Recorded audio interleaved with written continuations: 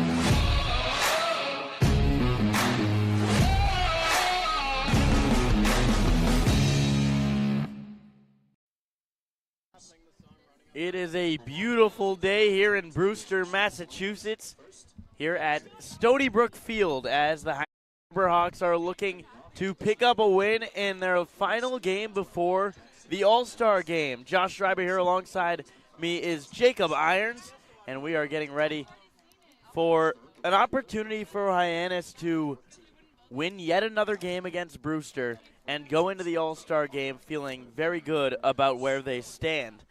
Now, Jacob, for Hyannis, it will be Blaine Wink to try to get things done for them.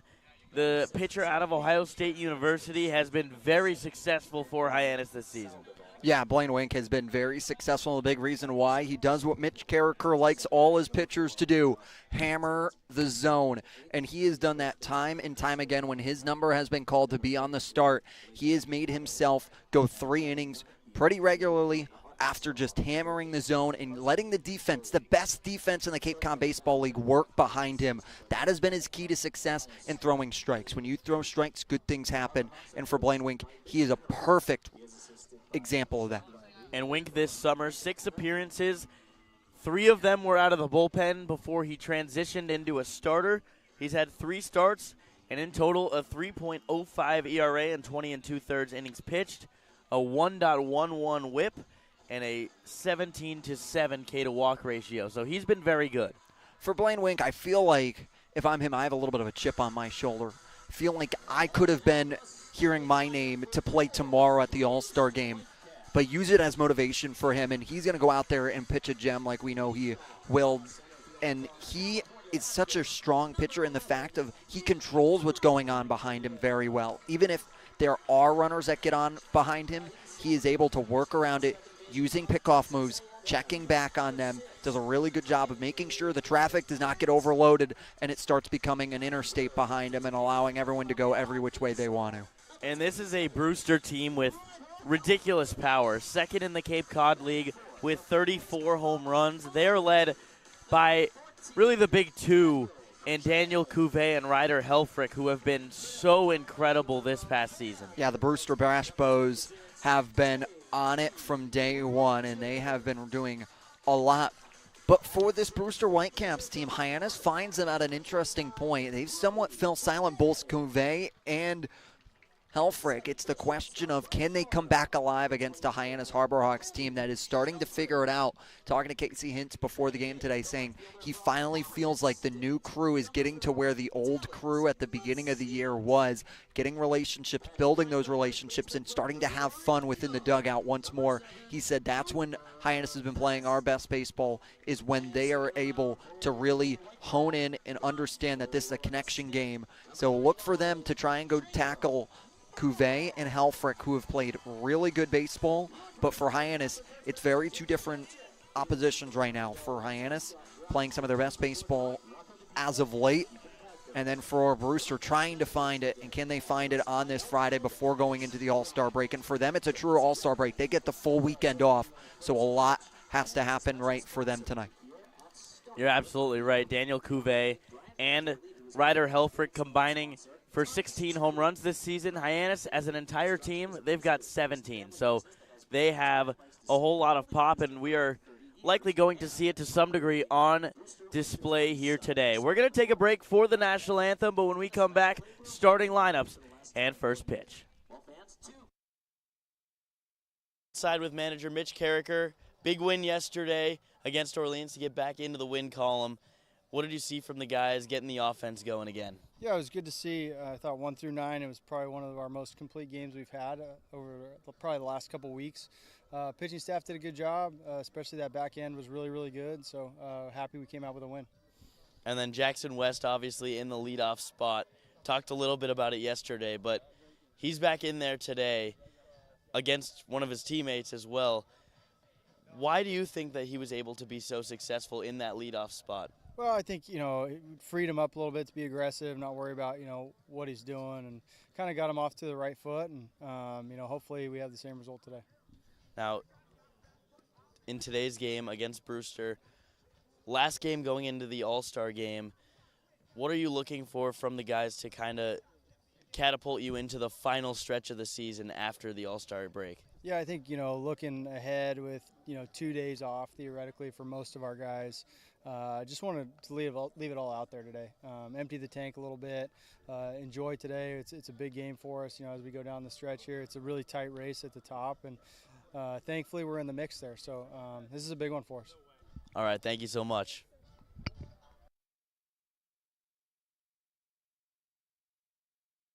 Relieving on the, especially since we didn't do too hot versus Orleans in the past. Yeah, I mean, the last time I pitched, I faced New Orleans, and I had an idea of what I was going through and what I was going to do in the moment. I kind of adjusted to what I did last time, Yeah, and especially you haven't been here since the very beginning of the season, but you have been able to spend, I feel like, a good amount of time on the Cape so far. What do you believe you've really improved upon here on your time as a Hyannis Harbor Hawk? Yeah, the great thing about being in summer ball, you get to meet a lot of guys, and you get to ask them on insight on what works for them and what kind of pitches they work with. So it's nice hearing some other opinions about stuff. And Mitch said yesterday to one of our writers that he was really able to tell that you guys actually had fun with each other on the field. What have you noticed just as a team dynamic outside of the field, just together? What have you really been noticing as far as team bonding really goes? Yeah, the chemistry here is great. I mean, we get along so well. We play our usual pregame hacky sack, and everybody's just so helpful. So, great group of guys. I've got to say, happy birthday. Thank you. Yeah. Any big plans? Are you looking forward to celebrating anything fun? I'm not sure yet. I'll have to ask the guys what we want to do tonight. But so far, it's going with the flow today. So. Awesome. Well, congratulations on yesterday, and have fun today. Thank you. Yep. Thank you.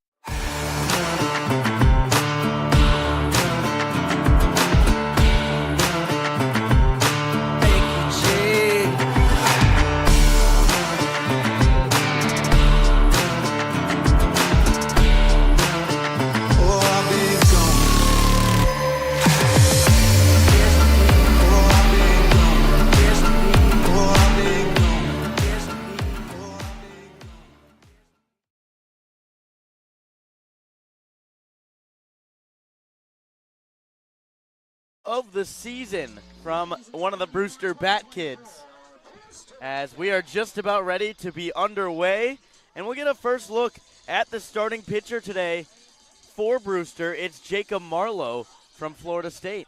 Jacob Marlowe of Florida State Seminole has been really solid on the mound for them, doing a good job. However, it was the last time these two teams faced that Marlowe got touched up a little bit, and it's the opportunity that he can try and correct himself in a big spot here against a team that, once again, did so much damage against him. And for Florida State, he was solid through 27 appearances, however, wasn't necessarily in a starting role like he has been for the Brewster Whitecaps. And Marlowe, a 3.12 ERA in the Cape League this summer, 8.2 innings pitched and 3 earned runs allowed. So he's been very solid, and he is one of the best stories that we will hear more about later on as Josie Broyles has something on him in the 3rd inning, but he will go up against Jackson West, who is coming off his best game as a Harbor Hawk by far. I think it might be the best game we've seen a Harbor Hawk do at the plate. 5 for 5, all singles, and Jackson West, through talking to him pregame, was exuding confidence like he had the night prior.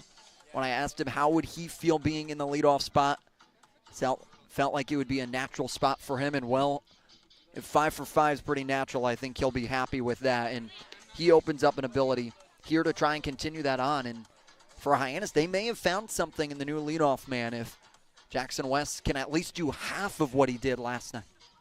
And, you know, in any sport, it's not always the best team that wins, but rather the team that's the hottest at the time. And maybe this lineup shift that manager Mitch Carricker has kind of organized a little bit, maybe that sparked something, because we certainly saw it last night against an Orleans team that has been playing very well as of late. And it's going to be a big test to see if they could do it on the road as well, because we know that they could do it at home. Yes, we know they can do it at home, and one of the 4 road wins have come here at Stony Brook Field. They were able to pick up a win versus this Brewster Whitecaps team. What happens tonight, we're going to find out right now. First pitch to West, a swing and a foul tip into the glove of Brody Donay, and we're underway. And that's what Jackson West did a lot of last night, attacking early in counts, being able to have himself in a spot to go attack. A 1 pitch, just misses off the outside of the plate. And there's bragging rights on the line. Florida State versus Florida State. Fall ball quickly approaching. 1-1, a slow ground ball toward first base will be an easy play for Cooper Vest, who steps on the bag for the 3 unassisted and out number 1. Yeah, ball that Jackson West is out in front of, just tapping it down the right field, down the first base line, and easy play for Vest, who opens things up. It's Kent to his right, Shelton and Cuvée on the left side of the infield. First pitch, strike into Detallo. Macias, Dumanel, and Rogers left to right in the outfield. Donay, the battery mate of Marlowe. Marlowe deals and a foul ball straight back into the backstop. Marlowe making his first start of the Cape League season. But as we mentioned in the stats earlier, he has been very successful. 0-2 pitch, breaking ball outside. And in for pitchers like Marlowe, where you're typically a bullpen guy, saw 20-plus appearances for the Seminoles, all coming out of the bullpen. It allows for you to open up a new repertoire, and a repertoire is understanding how do you start games, because starting is very different than being a bullpen pitcher, and that's what summer ball provides to some of these relief pitchers. Last pitch was fouled back. The 1-2 is just outside.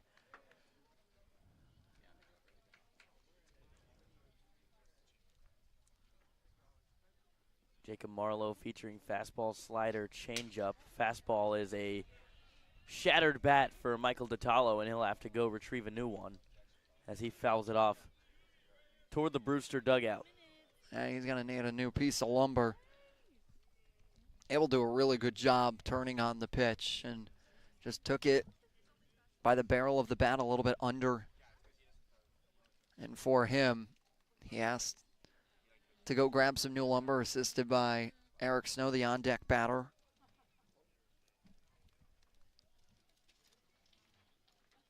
So Detallo finally stepping back into the batter's box, towing the chalk right next to home plate. 2-2 is outside.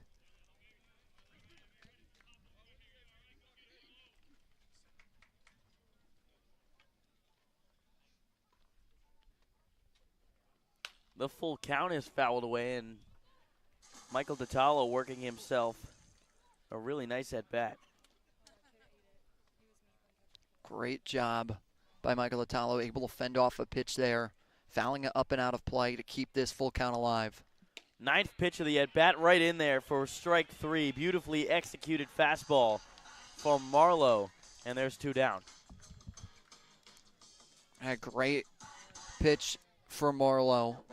He's able to locate on the inner part of the plate to the DBU Patriot, and is called on the edge of the zone for strike.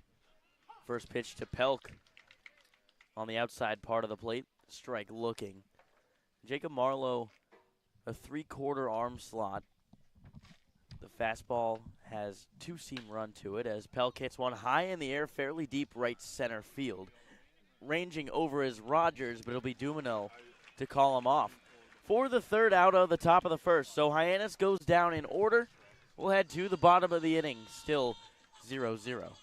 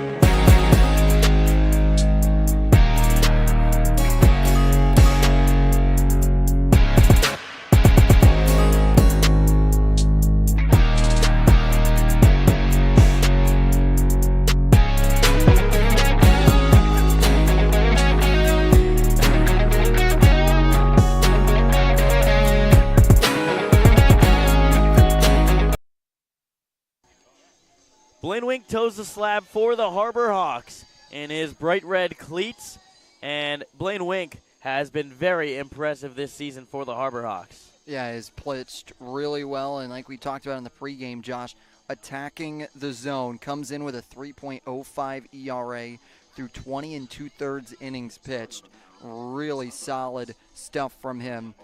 Struck out 17 and has only walked 7. That's a K to walk ratio you love to hear, and has done a good job, once again, of hammering the zone, staying active with it, and being in a position to allow his offense to go to work. And for Blaine Wink, had the rest time and now comes in ready.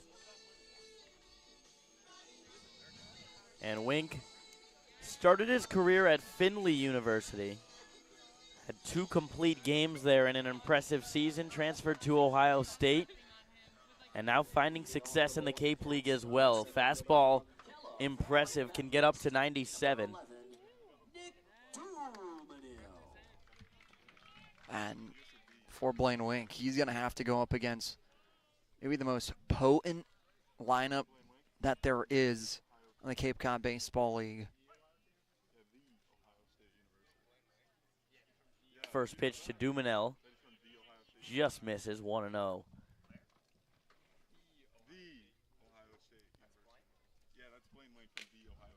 Fouled straight back into the mask of Peebles, and home plate umpire Bill Bowers will give him a moment.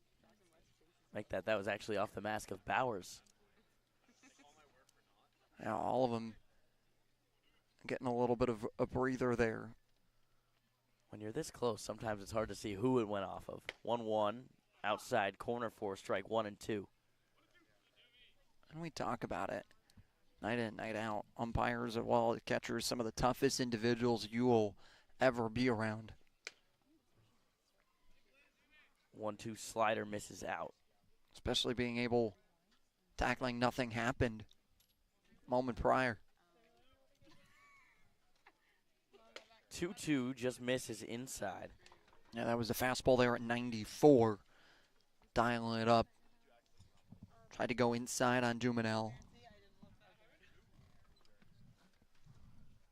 The full count misses low with the slider. And Duminel, the first base runner of the day for either squad.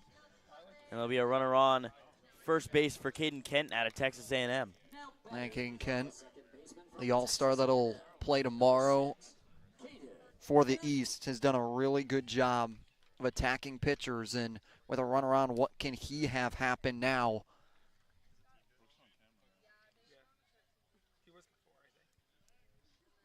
Check over to first base, Dumanel back in easily. And that's what I was talking about before the game, Josh, in understanding that Blaine Wink, the righty, does a good job of checking over, especially against this Brewster Whitecaps team that's very aggressive on the base path, and it will make you pay if you do not do your due diligence. Nick Dumanel, maybe the best base stealer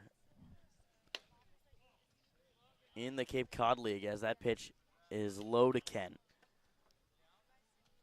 Dumanel had a stolen base last night, 23 on the season. He's 2 steals shy of tying the Brewster franchise record of stolen bases, which is 25. Pitch at the bottom of the zone for a strike, 1-1.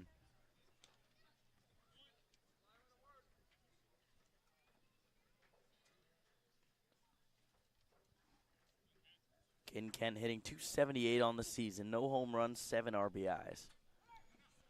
Dumanel starts to go. He should have, though, as Eric Snow will step on second and throw over to first base for an easy 6-3 double play. Yeah, and for Dumanel, bluffed it for a hot sack, but probably would have beaten it out with his speed that he possesses. It was a close play for Snow that just had to step on the second base bag and make the throw over to first for the double play. Hyannis able to pick up their 29th of the summer. So it's the Cape Cod leader in homers, the Razorback rider Helfrich, up to the plate. He laces the ball down the right field line, but foul. And for Helfrich, have to be careful.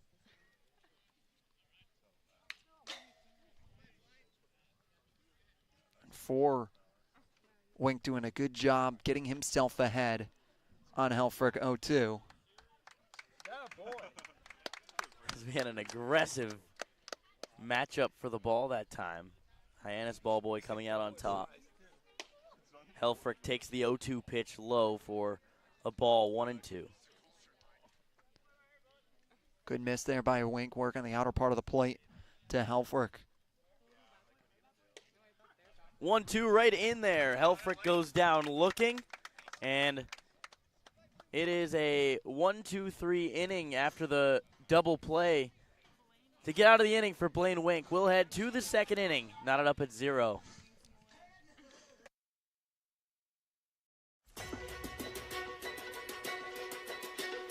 I think, Dean, they're allowing you to find your own success and your own true independence.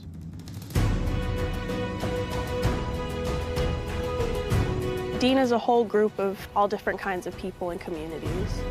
Since I've come to Dean, I've learned a lot of time management skills. Our community is especially tight-knit, and the majority of our students live on campus. And you are guaranteed 4 years of housing while you attend Dean.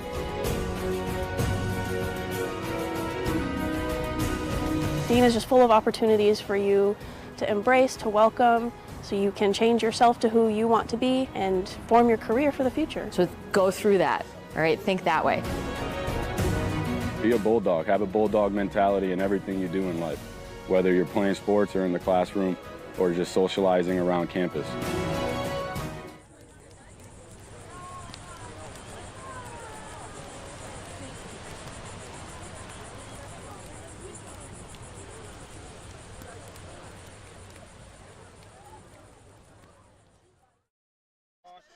Eric Snow leading things off for the Harbor Hawks in the second inning. Going up against Jacob Marlowe, still in there for his second inning of work. And Jacob, 2 1-2-3 innings, the pitching staff having the upper hand early on. Both pitching staffs having the upper hand. Wasn't the case the last time these two teams squared off. It was 3 runs in the first inning back at McKeon Park. So a huge difference between these two offensive teams that tend to produce a lot of runs early We'll see what happens here tonight. Snow the off day last night, back in there here today.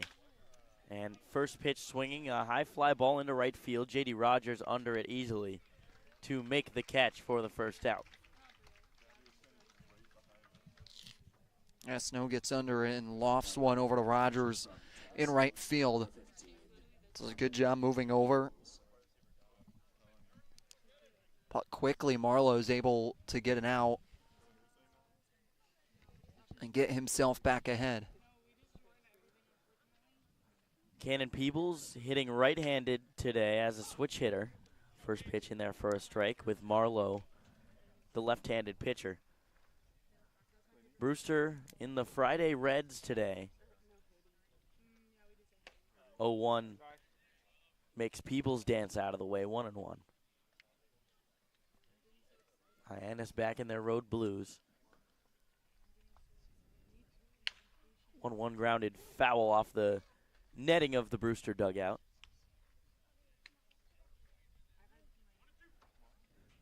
Peebles provided some insurance for Hyannis last night, 6-5 game, and he drove in a run on an RBI single to give them a more comfortable 2-run lead going into the ninth. 1-2 is taken for a ball.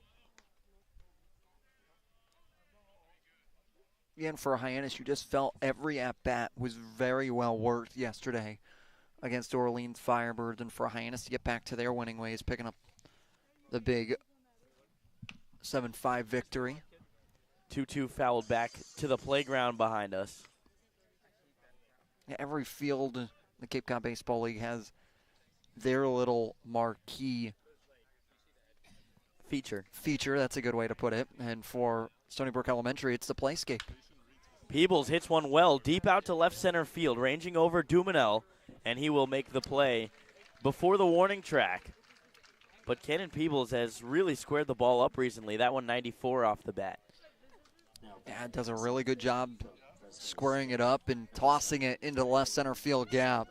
But it's Dumanel's speed's able to range over and able to stab it out of the air to get the second out and keep Hyannis and Brewster scoreless here on the top of the second. First pitch to Saldivar's slider. Front door. That lower three-quarter arm angle for Marlowe, as it is slow chopper to first base. Stepping on the bag is Vest, and back-to-back 1-2-3 innings for Jacob Marlowe. Headed to the bottom of the second, still scoreless. Performance, comfort, and savings. They're ready for every job. And we're ready with plenty of inventory, the best support in the business, same-day parts availability, and locations across the Northeast. So you can always be ready to work. Milton Cat, always ready.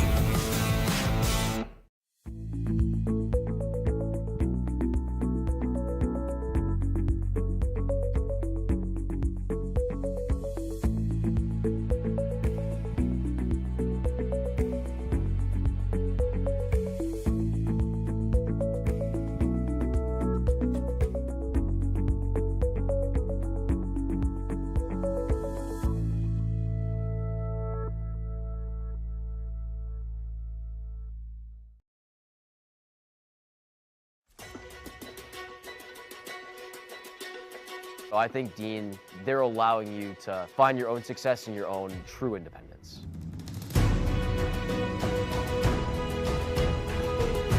Dean is a whole group of all different kinds of people and communities. Since I've come to Dean, I've learned a lot of time management skills.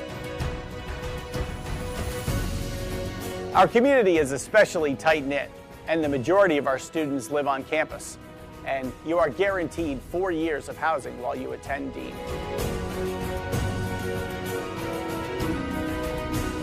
Dean is just full of opportunities for you to embrace, to welcome, so you can change yourself to who you want to be and form your career for the future. So go through that, all right? Think that way. Be a bulldog. Have a bulldog mentality in everything you do in life, whether you're playing sports or in the classroom or just socializing around campus. Blaine Wink back out there after Jacob Marlowe looked really sharp in his first 2 innings of work. 23 pitches, and he is through 2 innings. And Wink will face Daniel Cuvée, one of the most powerful hitters on Cape Cod. First pitch fastball blows it right by him. And it's power v power right now, especially with Cuvée in the position that he is. That pitch misses low. Another fastball. 1-1. Another fastball right by Cuvée. Cuvée a little bit closer that time, foul tipping it into the mitt of Cannon Peebles. And don't be shocked if he goes to the breaking ball here, working and tripling back on the fastball. Fastball again, and you can see Cuvée slowly timing it up a little bit better, but still certainly behind it.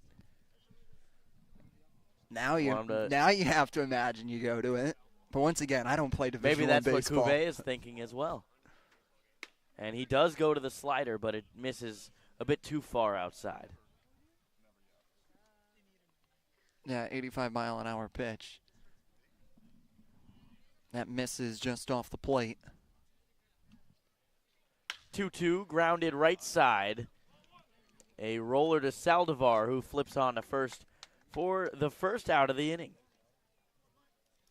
Great pitch by Blaine Wink to elicit the ground ball from Cuvée. Have a slow roller over to Saldivar in his second game with the Harbor Hawks, the Fresno State Bulldog. Yesterday did a good job in his opening game and was able to deal with all that comes with being in the Cape Cod Baseball League. J.D. Rogers, 284 on the season, 775 OPS. Blaine Wink fires and loses his footing on the mound. It's a fastball that gets spiked about 3 feet in front of home plate. Yeah, it came down a little funny.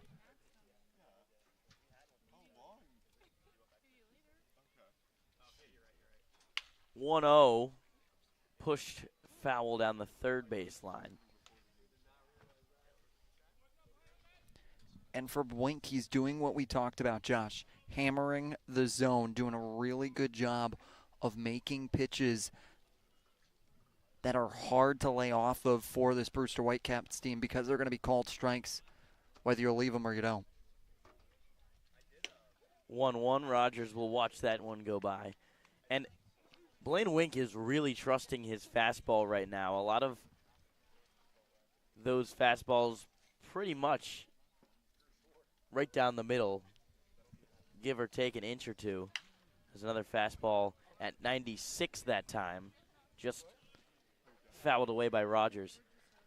And trust your stuff. You've got a fastball that's high in velo and that you know has a little bit of a run to it. So why not trust your best pitch before going into the breaking ball so you can have it later in at-bats? 0-2 just misses outside. Cannon Peebles trying to frame it.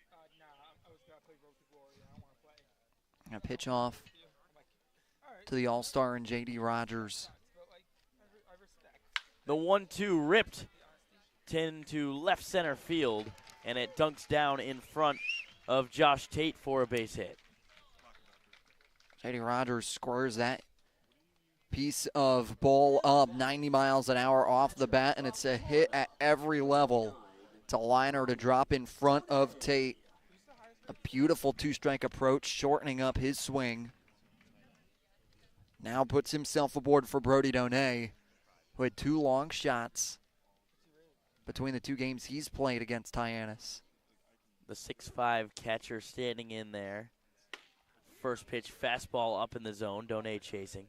Now Donay, a player from the 2023 Hyannis Harbor Hawks, switching sides, going over to Brewster. An all-star as well.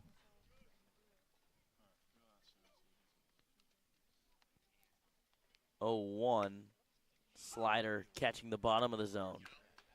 And when you're able to throw that slider that looks like it's going to be around the same spot as the pitch before it and then just clipping the bottom part of the corner,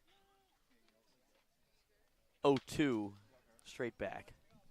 And that's a great pitch by Blaine Wink, elevating the fastball, keeping it high and away on Donay, keeping it where the cookie jar is.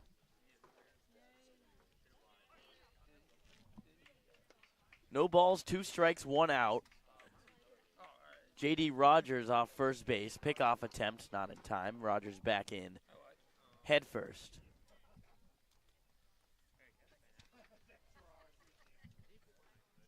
J.D. Rogers, 11 steals on the year. And for Donay, has big swing power.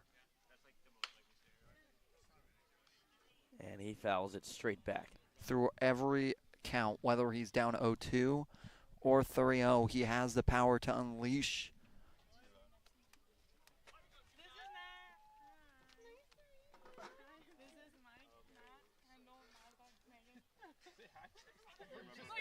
Redoing the 0-2, slider away, gets Brody Donay to chase, and there's 2 down.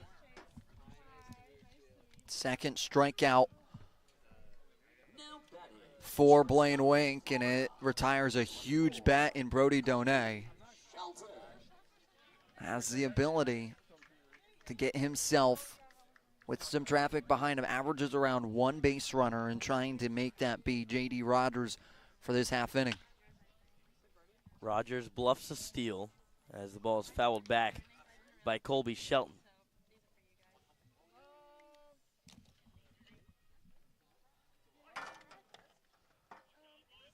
Colby Shelton, another Florida Gator, teammate of Donay, as Rogers gets caught leaning but still makes it back safely. Wink chose the right time, but Rogers able to adjust after trying to get a jump. 0-1, not quite yet, as another check over to Rogers. And before he wants to go taking on Shelton, he wants to ensure Rogers isn't extending too far off. Pitch down in the dirt to Shelton.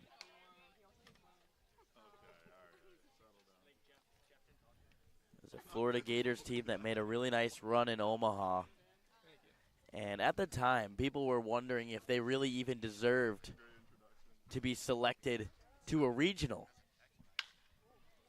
as it is a chopper 1-hop to Eric Snow at shortstop, who steps on the bag going the short way to retire the side. So zeros across the board. Brewster picking up the first hit of the game this inning, but nothing doing as we'll head to the top of the third. Hello there, Cape Cod. We're Bork Heating and Cooling. We've been around for 38 years and counting and have served over 5,300 customers. We specialize in the installation and service of your HVAC systems. Our favorite part of the job is making sure our customer is 100% satisfied. We've been using Bork Heating and Cooling for over 20 years now. They've installed our furnace, our central air conditioning, and our hot water heater. Their service department is great, and I'd highly recommend this company to anyone. We hope to hear from you. Give us a call anytime. Go Harbor Hawks! Here at the Mass State Lottery, we're known for our monster wins.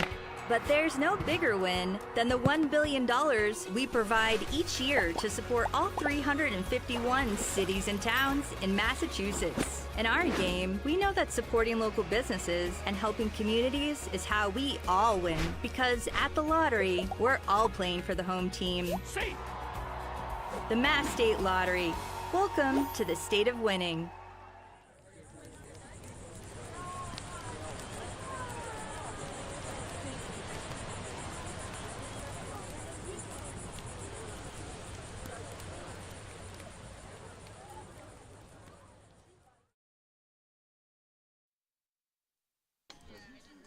Jacob Marlowe working on 2 perfect innings so far as Josh Tate comes to the plate momentarily. But a really nice job by Blaine Wink to ignore the single by J.D. Rogers, get a big strikeout to Brody Donay, and then cause a ground out. Yeah, Blaine Wink doing what Blaine Wink does, get ground outs and get ground outs. It's about as easy as it can be there for him. But for this Hyannis Harbor Hawks team, looking to try and provide some life, and it's Blake Cavell in his return to Stony Brook Field after his 1 hit with the Hyannis Harbor Hawks was a homer.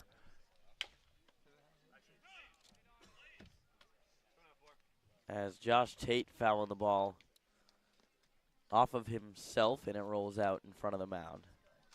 For Blake Cavill, who was playing in his first game in the Hyannis blue and orange and made it count with a homer.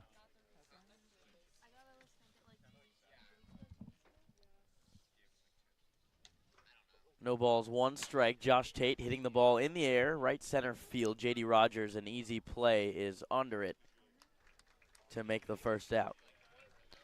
And two very different styles of pitching. You have Marlowe that is a fly ball man. He will keep the ball high and have the shoulders drop below it to get fly balls. On the other side of Wink, grounders. First pitch, strike to Cavill. As you mentioned, Jacob hit a home run here in his first at-bat as a Harbor Hawk. 0-1 is down low and sporting the Steve Irwin bat today. He named his green bat Steve Irwin on the broadcast yesterday. 0-2 pitch bounces in front of home plate. Such a joy that we were able to have him be able to join us yesterday on the broadcast and be a part of our crew for a half inning while still selling 50-50 raffle tickets. Or rather, where he was supposed to be selling 50-50 raffle tickets, but Blake Cavill does what he wants. 1-2 pitch in the dirt. Still does the job, though. Oh, yeah. No, he is an incredible salesman. 2-2. Ground ball through the infield as it just gets a piece of the glove of Caden Kent, and Blake Cavill has himself a base hit. Blake Cavill doing a great job poking that one between Kent and Vest on the right side of the infield. Doesn't have all the power in the world with it. Only 84 miles an hour off the bat. But guess what? Blake Cavill is able to push it through. And he was even thinking about 2 there after it got by Rogers for a hot sec in right field. And he has a base hit for Hyannis and the first hit of the day for the Hawks. Carson Bowles, first pitch, swinging a foul ball off the restrooms behind us. And Blake Cavill, his first base hit since his first at-bat was in an 0-for-23 slide, 0-for-25 slide. And I think he likes to hit here. I think he does. 2 of them both coming here. And I think at this moment, Hyannis is really starting to figure it out offensively. Fell quiet over the middle part of July. Carson Bowles, a line drive right to Daniel Cuvée at third base. Unlucky placement as Blake Cavill retreats back to first base. A really hard liner that Cuvée doesn't even have to move for, just has to open up his glove and close it.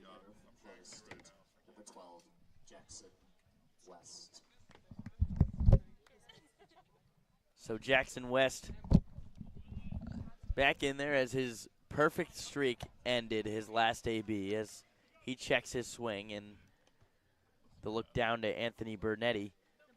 He says he did not go.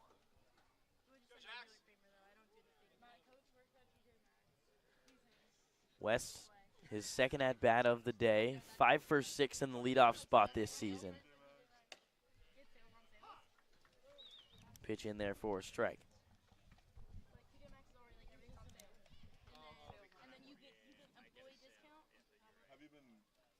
Brewster not in a shift for West after yesterday Orleans playing a 3-man infield on the right side for him as West fouls one off. Yeah, they used the shift more than I think Scott Pickler and YD's squad does, as they were the shift-heavy team coming into the season from last year. But Kelly Nicholson looking to the shift.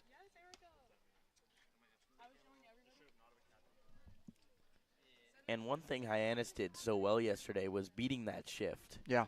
It was very rare that they hit a ball and that you felt like should have been a hit, but the shift took it away. Really the opposite. 1-2 up and away. Yeah, did a really good job of being handsy, working with it, finding those openings. And for this Hyannis Harbor Hawks team, there's just too much talent with how much of a contact team they are to not allow for those openings to be taken advantage of. Blake Cavill goes, and the throw down to second is in time.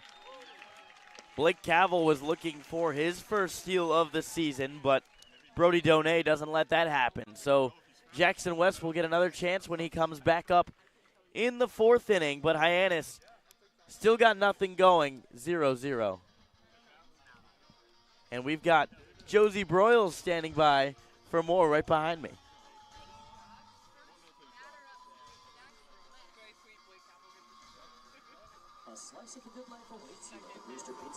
Thanks, Josh. Yeah, first batter up tonight, Jackson West from Florida State has a fellow Seminole teammate, Jacob Marlowe, sharing the field with him today. He's starting pitcher for the Brewster Whitecaps tonight. Not only is this one of the greater things on the Cape, watching other teammates from your own collegiate team thrive as a summer ball player, but also watching them interact with each other throughout the night, like we saw the other night with Eric Snow and some of his teammates from Auburn, from the Mariners. But this one has a little bit more of an interesting story behind it. Jackson's teammate Jacob has actually completed 2 open heart surgeries this past year, taking him from playing in the past season for Florida State. So it'll be interesting to see him pitch. It already has been really interesting to see him pitch against his fellow teammate, but I'm sure Jackson, on the flip side, is very proud to see a teammate of him have a speedier recovery on the field and just really play his heart out this summer before he gets back into it for Florida State in the upcoming season. Thank you so much, Josie. And Jacob Marlowe, really an incredible story. Played at Central Florida in 2023, transferred to Florida State for last season, but had to undergo 2 open heart surgeries. So missed the entire collegiate season, but now back here at the highest level of summer ball and absolutely thriving. Is thriving and showing what, no matter the setback, you can make a comeback. But for Blaine Wink, he's trying to show off he's just as good.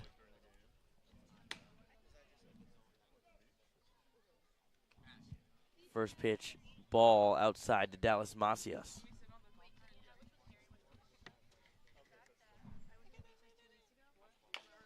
1-0, check swing, chopper back to Wink. Wink will hustle over to first base and underhand it to Cavill for the first out.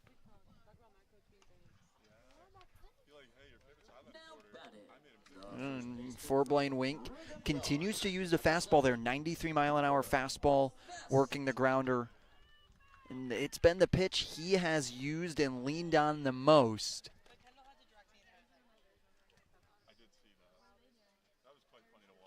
As the left-hander Cooper Vest comes up to the plate with his bleach blonde hair hanging out of the back of his helmet and a bleach blonde mohawk. 1-0 pitch up as well, so it's 2-0. Once again, going to the fastball, Wink is with 93, staying right around the zone. Cooper Vest fouls one off, 2-1. Another fastball to Vest.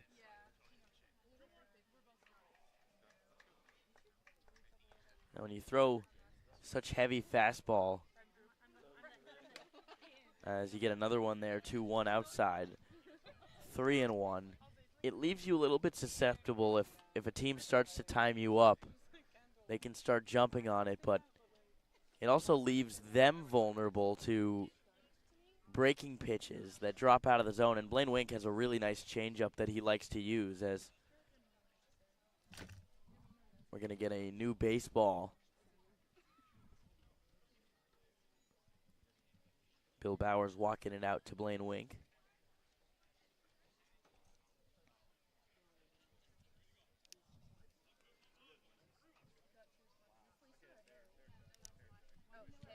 The 3-1 pitch. High fly ball into fairly deep right field. Eddie Pelk is back and sitting under it to make the play.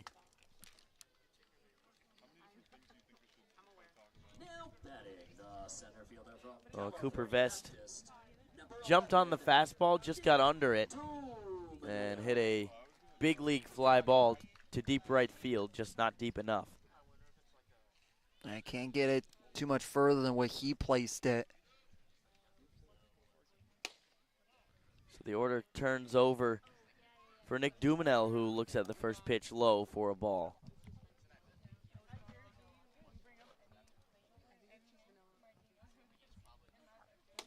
Blaine Wink dealing on the 1-0 is swung over the top of a slider that broke down and away, 1-1.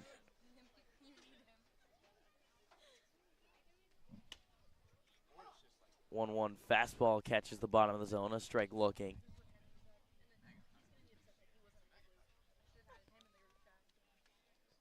One ball, 2 strikes, 2 outs. Nick Dumanel swings and misses, strike 3. And it is another 1-2-3 inning for Blaine Wink. Still zeros on the board. You're listening to the Hyannis Harbor Hawks Baseball Network. This week we've been working a lot with doing play-by-plays, just doing behind-the-scenes stuff with sports broadcasting, which I never really realized how much went into it, but it's been really cool. They've grown a lot. I've never really done like a program like this before, so like seeing all the behind-the-scenes has like really grown. I've learned how to really just gain confidence in my play-by-play speaking, and I've learned more terms here when it comes to directing and producing, and I've just had a great time with John Rook. Doing the play-by-play stuff and all that, being with a guy like John Rook, understanding what like the major kind of entails doing this camp, just really a preview for what you do here at Dean or any other college doing broadcasting, so I'm definitely more prepared to make this a job of mine.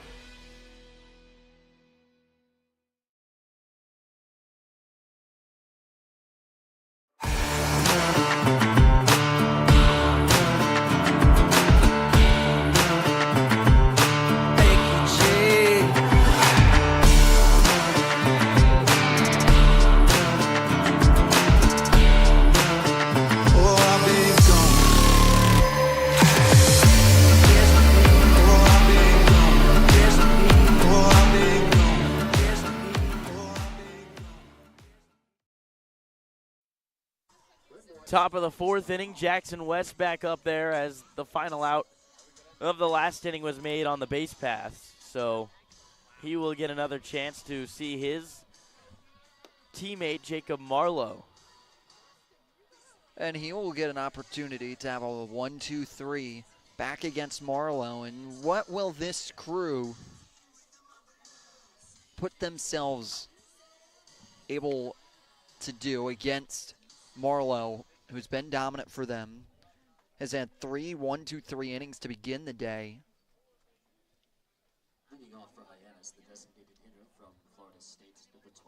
So Marlowe winning the matchup with West 1-0. As Jackson West 0 for 1 today. First pitch to him, a swing and a miss slider. Right in there for a strike. And Jackson West sliding mitt, the gingerbread man. I like it. Going with style points. 0-1 pitch in the dirt. Yeah, the gingerbread sliding mitt hanging out of that back right pocket. He certainly used it a lot yesterday. On first base 5 times. 1-1 popped up, foul. And out of play.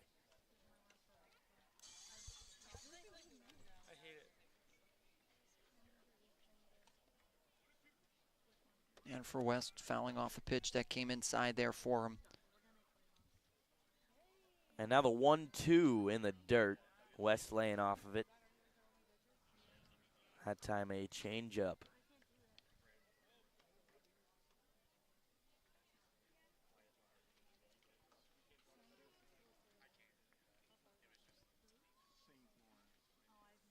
Two to West. He fouls it off of his right ankle guard. Yeah, he was way in front of the 74-mile-an-hour off-speed pitch. Fouls it away. 2 balls, 2 strikes, nobody out to the leadoff man, Jackson West.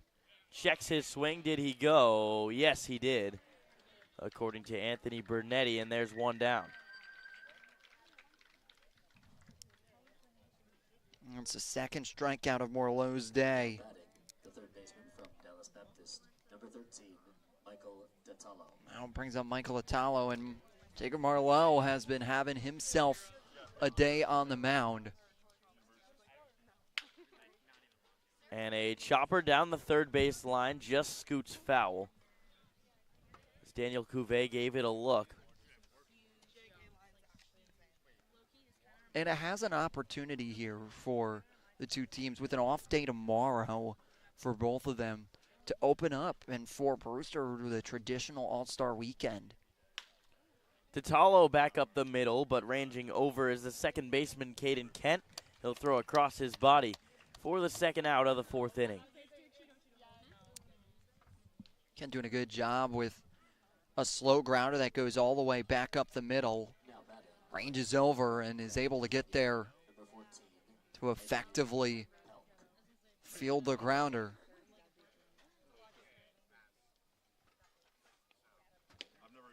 Pitch to Pelk low in the zone for a strike.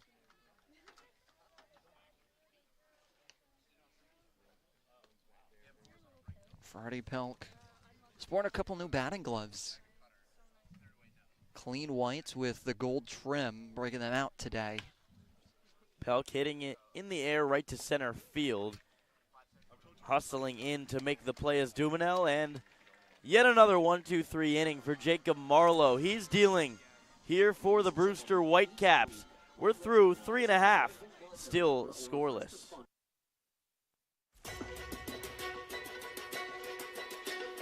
So I think, Dean, they're allowing you to find your own success and your own true independence.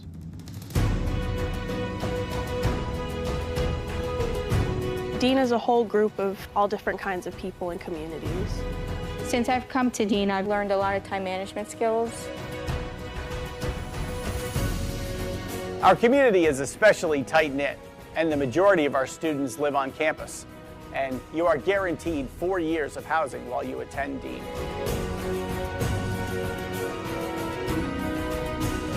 Dean is just full of opportunities for you to embrace, to welcome, so you can change yourself to who you want to be and form your career for the future. So go through that, all right? Think that way. Be a bulldog. Have a bulldog mentality in everything you do in life, whether you're playing sports or in the classroom or just socializing around campus.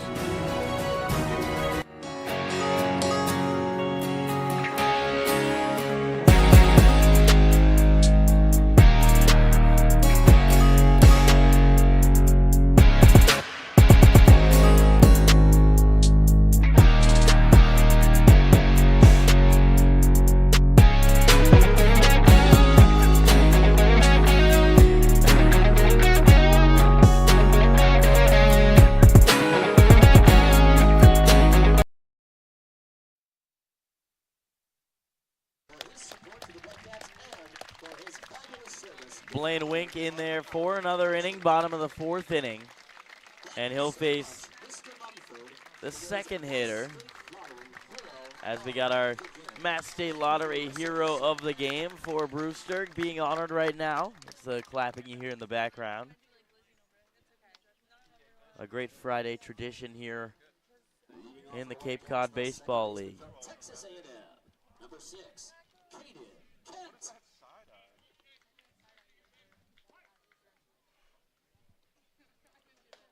Blaine Wink, first pitch is a changeup away.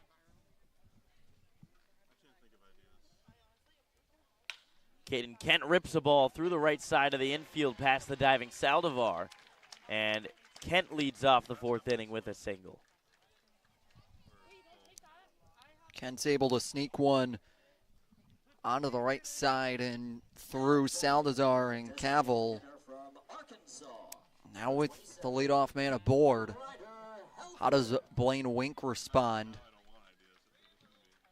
Two and Marlowe and Wink have been trading back and forth. Between the two, what did they dial up now? Helfrich, foul ball straight back.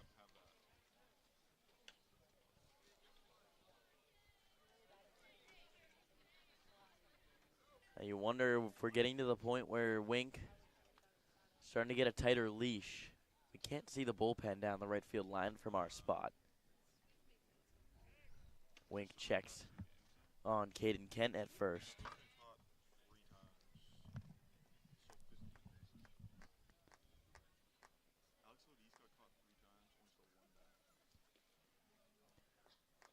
Oh, 1 to Helfrich coming now. Popped up foul again. Towards the concession stand. Perched on top of the hill by Stony Brook Elementary.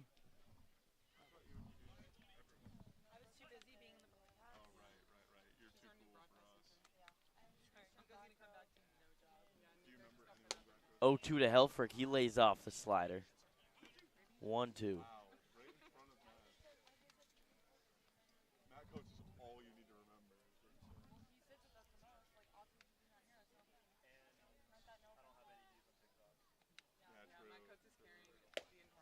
Fastball, bottom of the zone, freezes Ryder Helfrich. He gets rung up looking.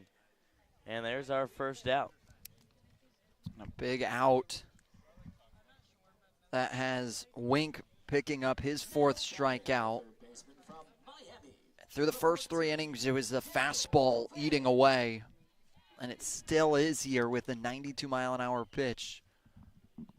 Downstairs. So Daniel Cuvée up now, rips a ball up the middle. Underhand from Saldivar, jump throw from Snow, not in time. Saldivar fielded the ball up the middle, threw the ball with his bare hand to Eric Snow, who stepped on second, made a jump throw over the sliding Kent, but just could not get Cuvée, who was hustling down the first base line. And the play that Saldivar and Snow just completed takes a lot of connection. You sometimes see that play between 2 middle infielders that have been playing next to each other for years. And for them, it's only their second game and first game with Snow in at the shortstop position. And the two looked as natural as they could be. A little bit of a Robinson Cano, Derek Jeter-like aspect there on the play. Yeah, you can pick and choose some of your best up-the-middle duos. They're trying to put that on display as the 1-0 pitch in there for a strike. May have jumped the gun there a little bit, but hey, it shows the connection they're building. 1-1 with 2 strikes. Daniel Cuvée, a small lead off first base. 2-1 now. Cuvée 1 for 3 stealing bags this season.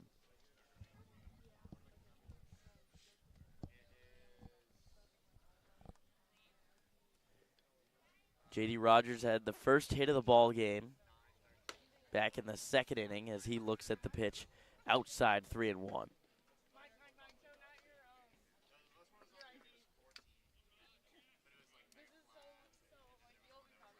J.D. Rogers, 284, a 424 on base percentage, working the count now. 3-1 in there, 3-2. They go into the 92-mile-an-hour fastball low in the zones at the knees of Rogers. Count is full. Daniel Cuvée will get a head start off first. 3-2, 2 outs. Pitch from Wink just misses low. And J.D. Rogers works the walk. His 16th of the year. Yeah, the second walk issued by Wink. But now brings up Brody Donay, who Wink had success against. But Donay, big power threat. He's going to have to be careful working around. Pitch in the dirt to Donay as Blaine Wink losing his footing on the mound. And he'll try to fix up his landing spot a bit.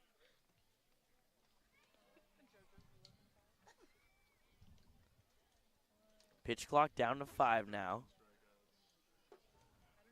The The 1-0 to Donay, a slide step. And Donay fouls it straight back. Home plate umpire Bill Bowers taking a beating back there. Has another foul ball go off his shin guard onto the left side and staying in it and staying ready. It'll be Wink's 60th pitch of his outing. Coming here, 1-1, swing and a miss, 1-2. It's a long swing for Brody Donay that certainly leads to strikeouts, but when he connects, everyone in the ballpark knows it. 1-2 slider, missing outside. Cannot quite get Donay to chase that far.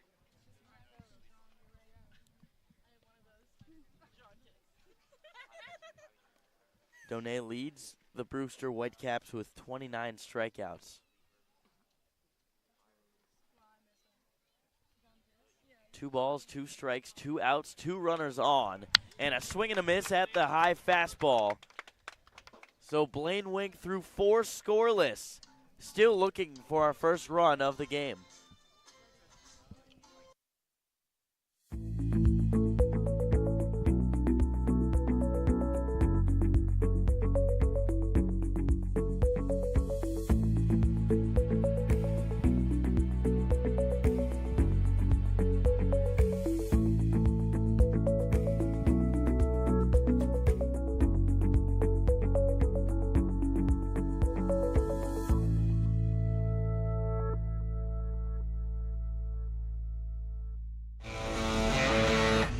Get ready for big results with our small machines.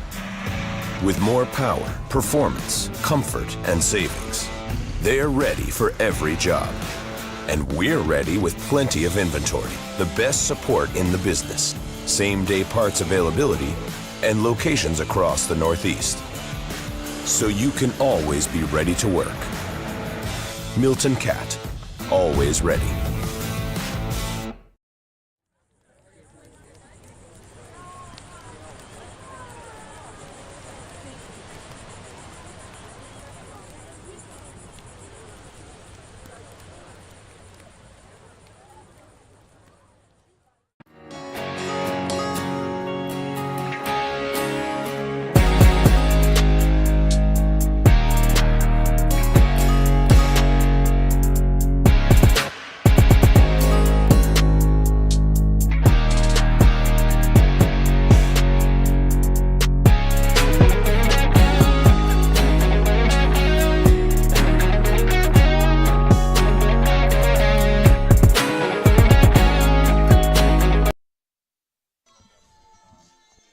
Top of the 5th inning, and we've got a special guest joining us. It's one of our, I guess, social media interns. Yep.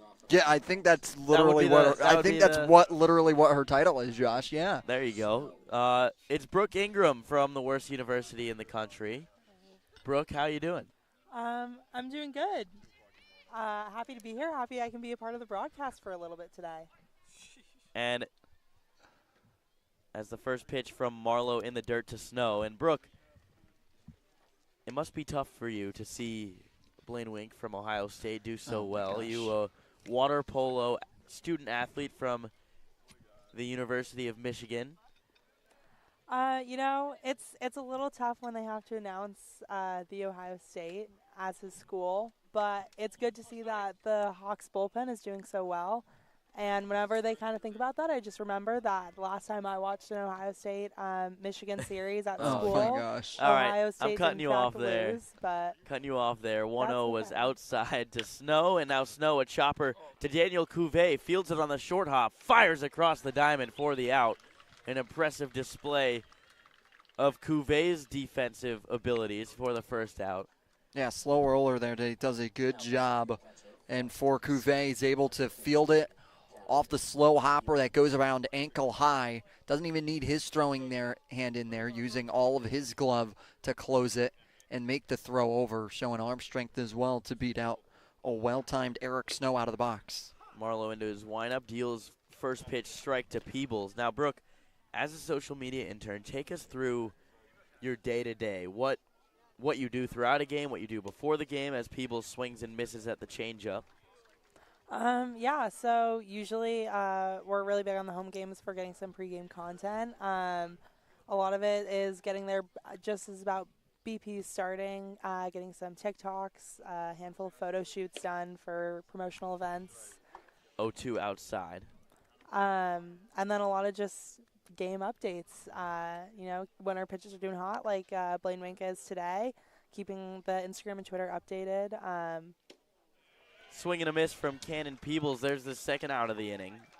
Yeah, but it's fun. It's awesome. You get to engage a lot, get to promote the team. It's pretty awesome. Our TikToks are currently doing pretty well. Yeah, the most recent one with...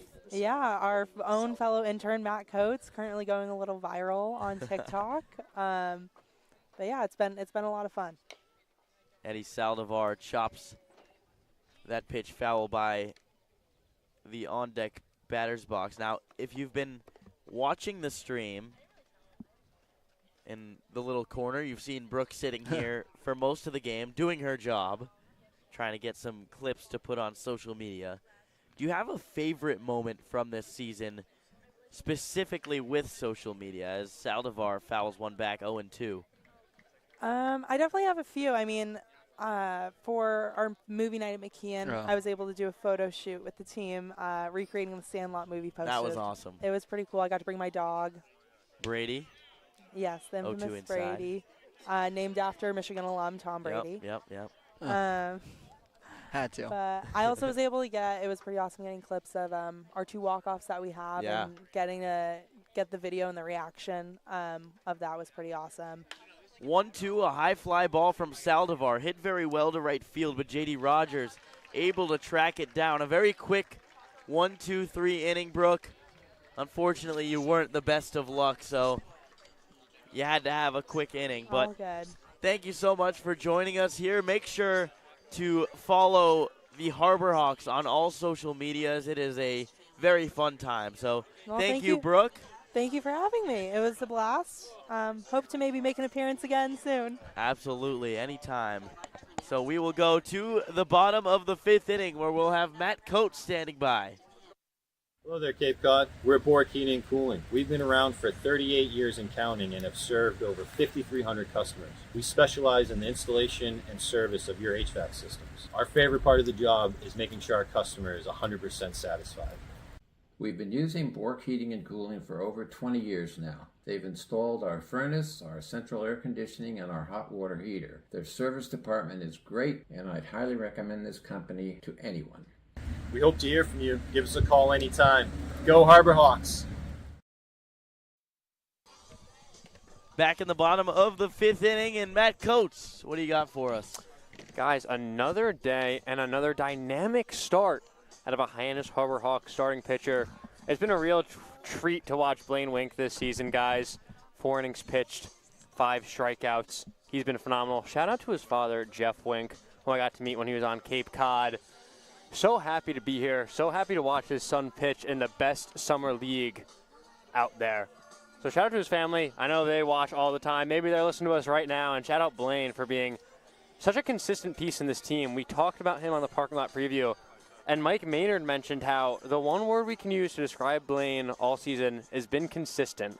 Doesn't necessarily strike out everyone, but he'll go out there and get outs. And he was consistent tonight and put the Harbor Hawks in a great position in a very low-scoring game so far.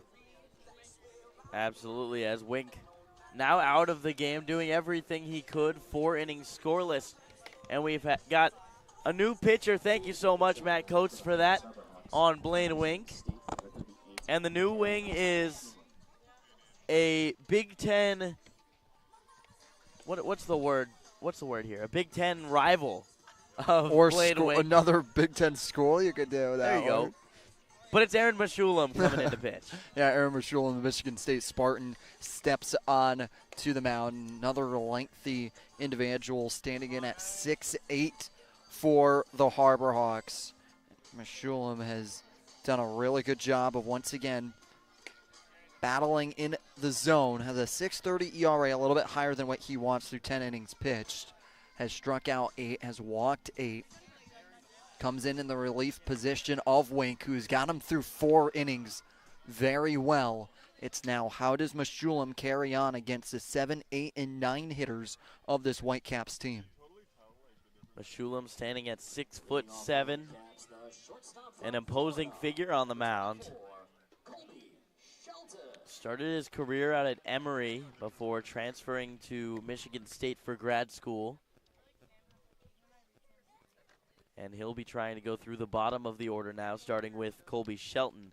First pitch outside.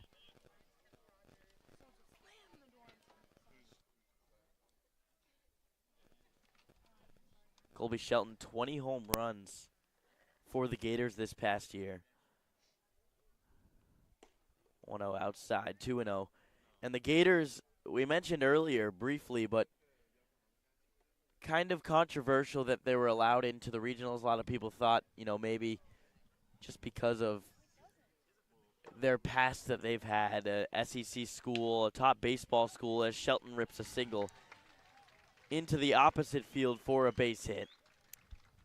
But Florida, their offense just got hot at the right time. They got hot at the right time and proved all the doubters wrong. Went into Clemson, South Carolina, maybe put together the super regional of the NCAA tournament between the two teams, and it was electric watching the two sides battle it out there, and ultimately it was the Gators beating out the Tigers to get themselves to Omaha. But now with Colby Shelton getting aboard, it opens up the possibility to have the Whitecaps try and strike first. Shelton 6 stolen bases in his collegiate season as the first pitch comes into Dallas Macias low.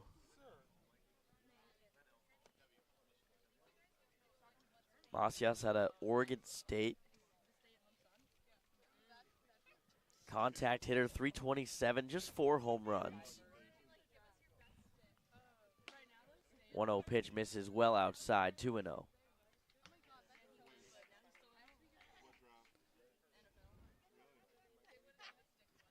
Macias will use his timeout.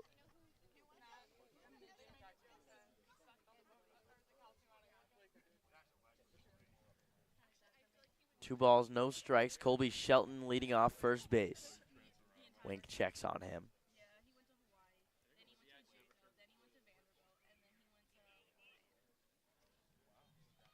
Brewster, one of the few teams that has their own batting helmets that they give their players.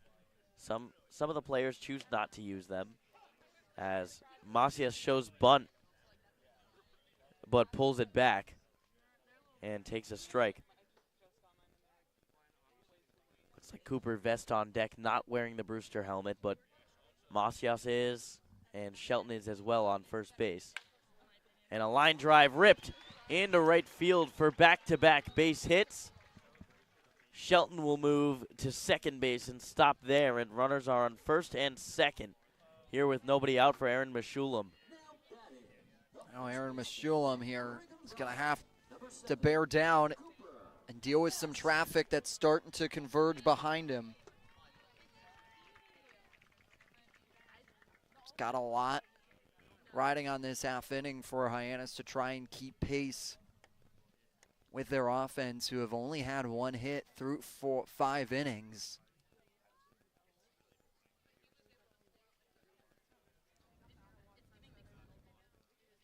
So Cooper Vest squaring to bunt now, and he gets it down. It's a really nice one. Meshulam off the mound quickly, throwing to first.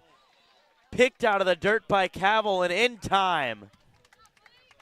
Blake Cavill with a beautiful backhanded scoop on the low throw by Meshulam to get the out. But the runners move to second and third base for Nick Dumetzel. And for Blake Cavill, does a great job. It's a low throw into the ground by Meshulam coming off the mound, and Cavill's able to do his job. So Nick Dumenel pops his first pitch up, foul territory. No, it will stay in fair territory. Michael DiTallo makes the play. right around where he started near third base. And there are 2 down. And now with 2 outs, Aaron Meshulam has the ability to work out of this half inning, avoiding runners touching and crossing home plate.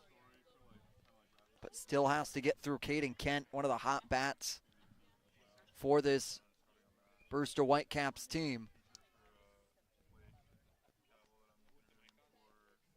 Caden Kent ripped a single through the 3-4 hole his last time up. One of those would likely score 2 runs. Fouled straight back off the pole, holding up the netting behind home plate.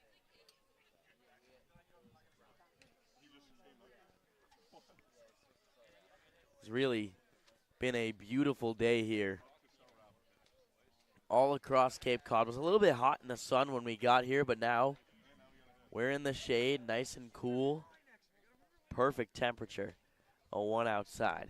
I don't know where my body stops and the air begins. I am so comfortable right now. And the times I can say that, I think, are 2 with how good the weather has been. 1-1, swing and a miss. Beautiful off-speed pitch by Meshulam. Can't see a cloud. I think I say cloudless sky every day, but can't see one. It's all blue skies. It's beautiful. Maybe you're outside on the porch having a little dinner al fresco while listening to some Harbor Hawks baseball. 1-2, a sword from Caden Kent. And Aaron Meshulam works out of the jam. So runners were on first and second with nobody out. And Meshulam says, no problem, I got this. We go to the top of the 6th inning. Still searching for that first run.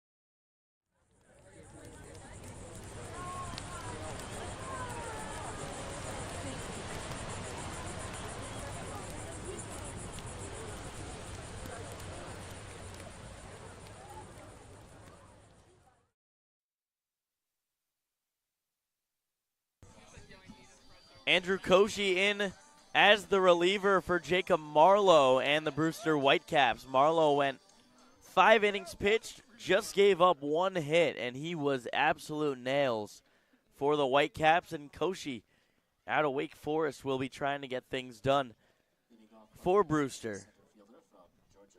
Andrew Koshi steps in and is able to get himself in a big spot and trying to continue on the hot start. Josh Tate rips a line drive foul on the right side. Now Andrew Koshi has a very low 3/4, borderline sidearm arm action. Fastball sits in the high 80s. 0-1 slider is away.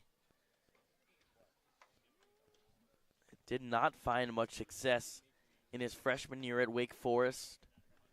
11 appearances, 6.1 innings, and an ERA of 11.37, but small sample size as he deals outside. And with him coming down off the bump, he's keeping the balls low in the zone right at the knees. Just hasn't been able, through this first batter in Tate, to get it high enough for a strike. All 3 pitches have missed in the same spot. Andrew Koshi, his first appearance for Brewster this year, starts it off with a walk to Josh Tate. Now, Koshi has played summer ball this season, playing for the Nashua Silver Knights in the Futures Collegiate Baseball League. Pitched very well there, 21 2/3 innings, 2.91 ERA, 32 strikeouts and 20 walks. First pitch to Blake Cavill, low and away. But once again, Koshi trying to get himself in a position to succeed, keeping the ball low. And can't find the placement right now when it's 4 straight balls thrown by Koshi to open up this top of the 6th. 2-0 count to Blake Cavill, who is 1 for 1 today. 2-0 is in there for a strike.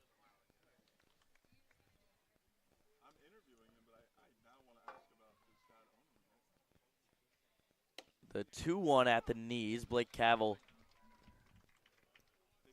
not too happy with the call, but either way it will be an even count at 2-2. Josh Tate leading off first base. Not a lot of noise from him. 2-2 outside. We know Tate is good to run at any point. If there's a Harbor Hawk faster than him, it would be Caden Kepley, but it's probably pretty close between the two of them as Cavill takes the pitch low and outside for ball 4, and the first 2 runners reach base via the walk. I think Blake Cavill's found his park in Stony Brook Field, and Koshi now will have a meeting on the mound after walking the first 2 batters, and it's well-struck balls that aren't able to find themselves into the zone. It's just going to have to be a quick conversation with Artie and arms starting to get warm in the Brewster Whitecaps bullpen, with understanding how well the pitching staffs have operated today. 1 run could be the difference.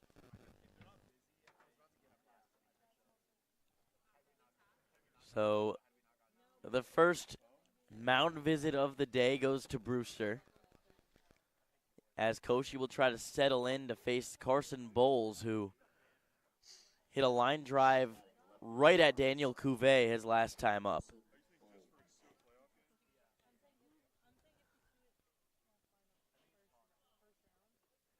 First pitch to Bowles, he watches it go by for a strike.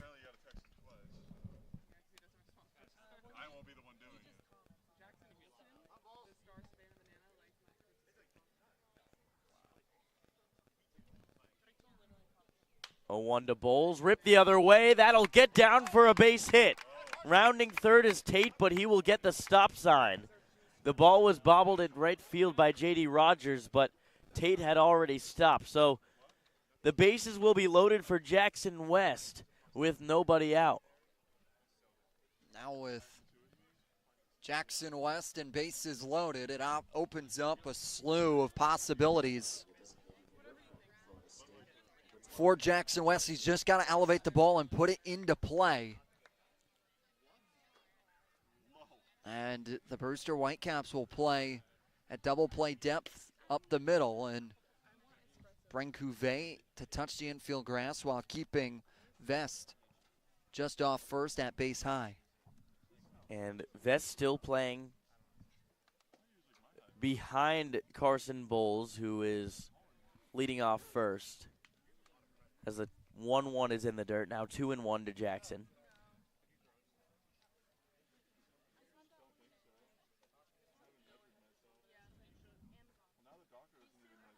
Koshi deals. It is a fastball that clips the inside corner, right at the bottom of the zone. 2-2. Koshi again, swing and a miss from West. And there's out number 1.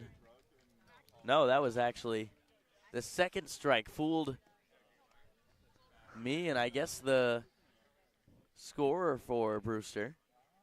The 2-2 is low and away. And now we've got a full count. Now a full count finally after the 90-mile-an-hour pitch. Comes in for a strike. Full count. And foul tipped into the glove of Brody Donay. And there's one out. Jackson West arguing the first strike call in that at-bat. So now Michael DiTallo sporting the helmet of, it looks like Dalton Bargo.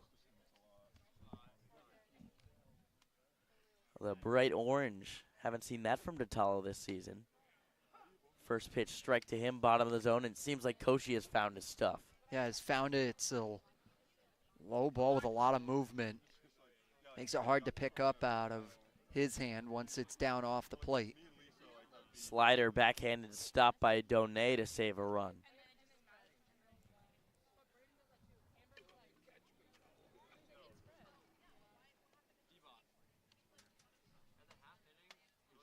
So 1-1, 1 out.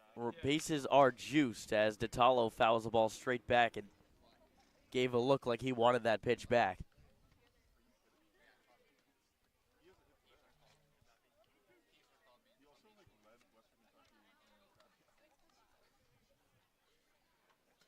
Blake Kaveloff second, Josh Tate third, as DiTallo another foul ball, and Carson Bowles leads off first. Any ball moderately deep in the outfield will likely score Tate. Especially with his speed over at first. And that pitch went up and clipped Michael DiTallo. They say he did not go, and we're going to have an argument from Brewster.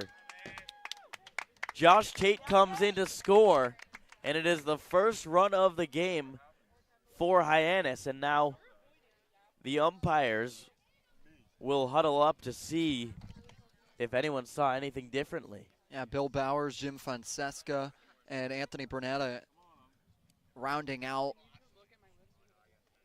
the United umpiring crew as they come to meet right in front of the mound in the grass. And they will give him first base, as he'll say it did hit DiTallo, and Hyannis up 1-0. And I'm not quite sure if the argument was it didn't hit him, it was a foul ball, or if they thought he went around. So either way, Andrew Koshi is going to get taken out of this game after loading the bases and hitting Michael DiTallo to drive in a run. So a new arm coming in. We'll tell you all about him when we come back. Your future begins at Dean College. Make a difference. Leave your mark. Break the mold. Be a leader. Achieve unimagined heights. Believe in yourself. Make lifelong friends. This is your time. Your place. Your home. Your Dean. It all starts here at Dean College.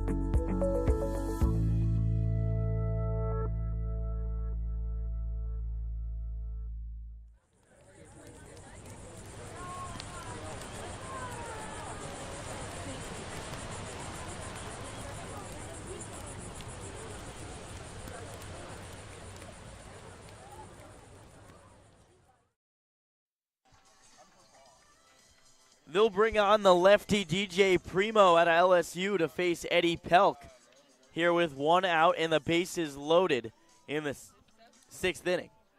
Yeah, DJ Primo steps on, the 5'10" pitcher from LSU, sporting a 4.66 ERA with a WHIP of 1.29 so far through his 9 games he has played in on Cape Cod. And he's given up 11 runs. 10 of them have been earned. Walked 10, struck out 21. He's going to work the corners, and it's a very big aspect of his game to ensure he's not leaving anything down the middle, and especially against a strong hitter in Eddie Pelk.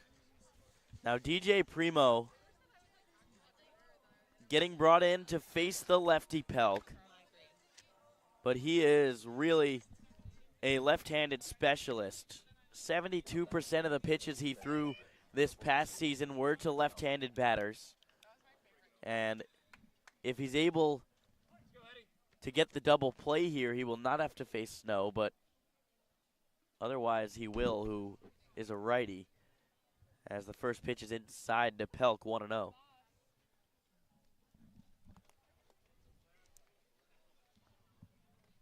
Fastball slider guy. The 1-0 misses, 2-0.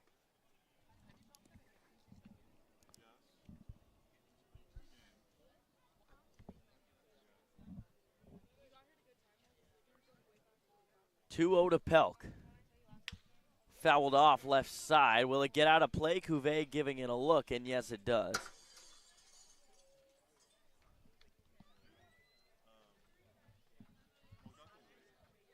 Just 3 2/3 innings this past season for LSU. 9 appearances. As Pelk swings and foul tips that pitch, 2-2. For Hyannis, you have bases loaded, nobody away. You want to hope for more here.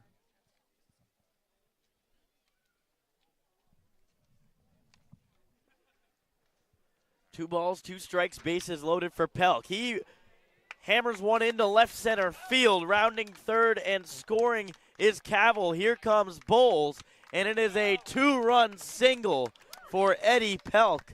And Hyannis quickly has a 3-0 lead.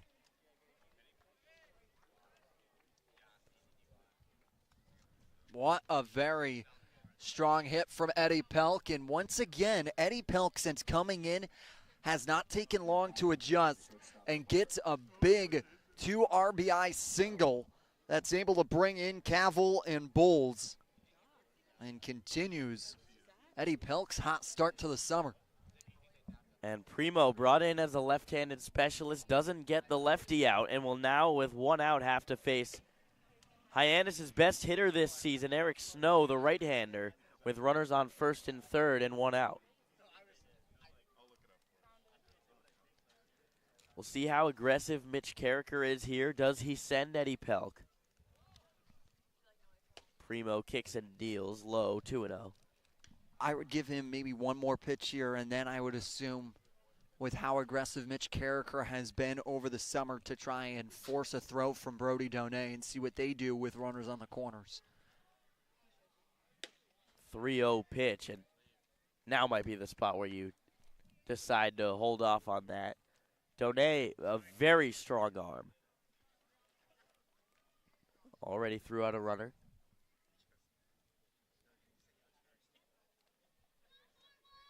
To Snow, up and away. So maybe an unintentional intentional walk to one of the best hitters on Cape Cod this season, Eric Snow. Now batting, the catcher from Tennessee, number 15, Hyannis Peebles. And now it brings Cannon Peebles with bases loaded. Hyannis trying to bring as many in as they can.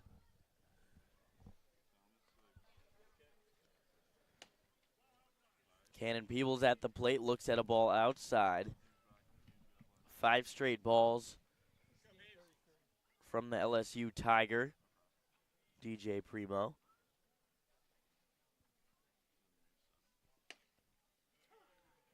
That pitch in there for a strike. An SEC matchup here with the bases loaded. Cannon Peebles hit a ball very well out to deep left center field, but it was tracked down. This time, hits one off the end of the bat, a sliding grab by the left fielder, Macias, and he makes a strong throw home to hold DiTallo at third. Great play by Macias, came charging in. It was a weak blooper that was going to drop into the shallow part of left field, and question of whether or not Macias could get there in time and is able to get there in time. Doing a really good job of sliding in with his feet first, going to a knee. First pitch fastball blown by Saldivar. Up by the neck area.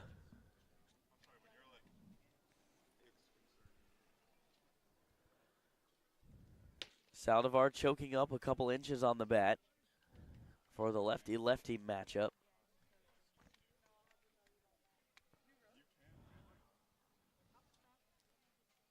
Hyannis leads 3-0.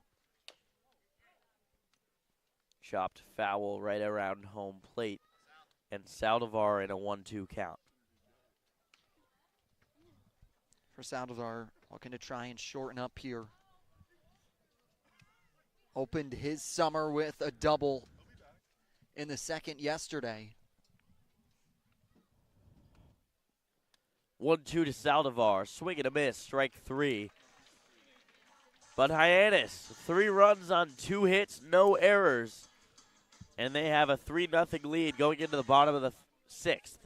But we've got Josie Broyles sitting right behind us with more.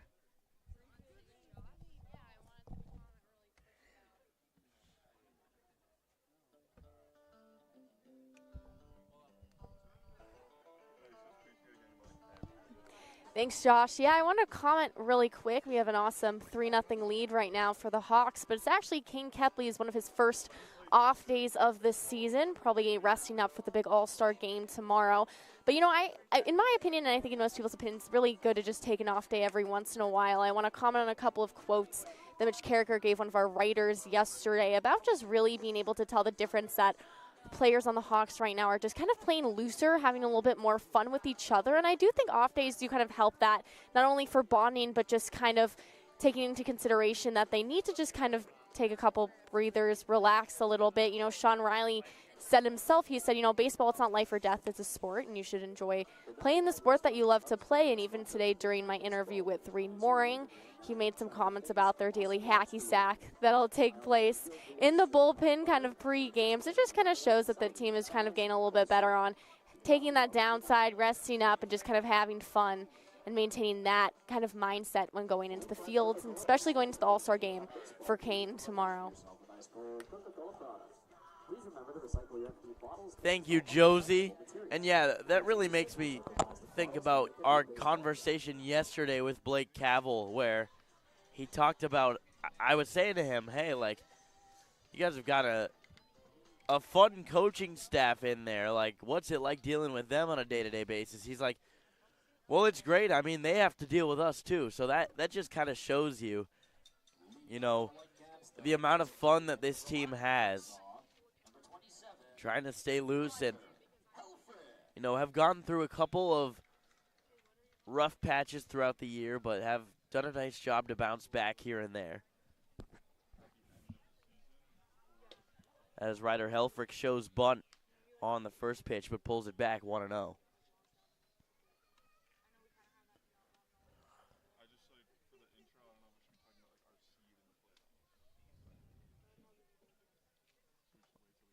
Coming, Meshulam. Another inning of work for him.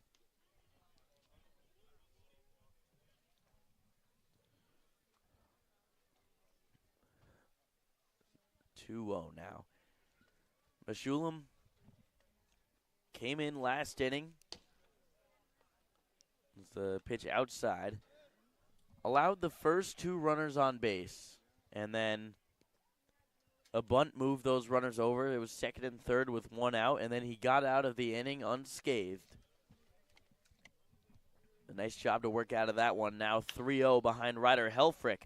He has the green light. A chopper to Eric Snow. Fire across the diamond in time for the first out. So they give the Cape Cod leader in home runs the green light on 3-0, and it doesn't pay off as he grounds out for the first out. Meshulam's able to earn himself a big out against Helfrich, and It works out on the 3-0.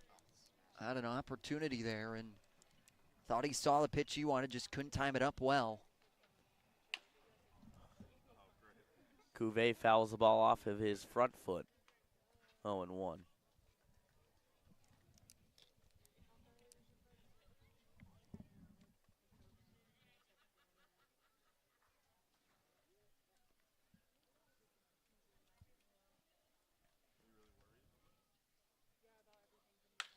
A one-line drive to the opposite field beats the shift.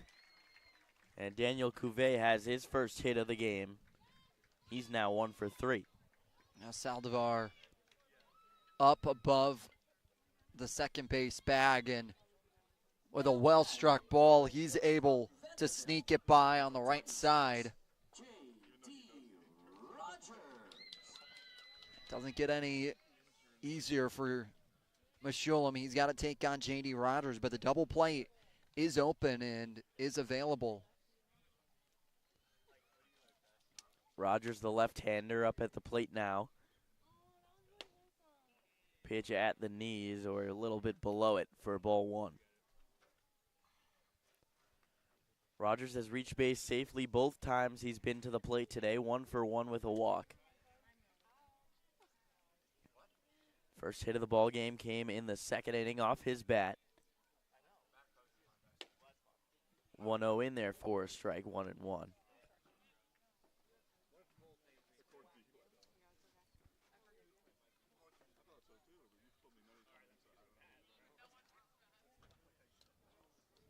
Daniel Cuvée off first base.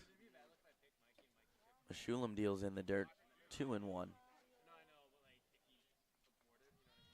For Meshulam, doing a good job of not giving anything away to this Brewster Whitecaps team that you know has so much power in their bats. Have to be very intentional on where you place pitches. 2-1 misses outside. In a spot for J.D. Rogers where you have to imagine he has the green light and will be sitting fastball. 3-1 pitch misses in the dirt, spiked. It was a fastball. And runners are on first and second with 1 away for Brody Donay. Donay's been stifled so far. 0 for 2 with 2 strikeouts. It's the question for Donay when it will come together, and this is why Peebles goes out there to have a conversation with Meshulam, understanding how vital this next AB is. And with the swing of the bat, Brody Donay could very easily tie this game up. So you've got to be careful with every pitch. Once again, Brody Donay at the plate. So Cannon Peebles gets back to his spot behind the dish. And Meshulam will work from the stretch with 1 away. Saldivar holding Cuvée on second. First pitch slider dips under the bat of Donay, 0-1. Great job by Meshulam there, opening up with an off-speed pitch. Trying to pitch in reverse here, it appears, to Donay. Another slider, back-to-back from Meshulam. Now last year, Brody Donay hit his first 3 home runs of the season wearing the Friday Reds. Remember, that was his specialty. 0-2 fouled off right in front of the Bat Boys. It's the randomest things, Josh, that stay in your mind, and it's so impressive. Forever. It's impressive.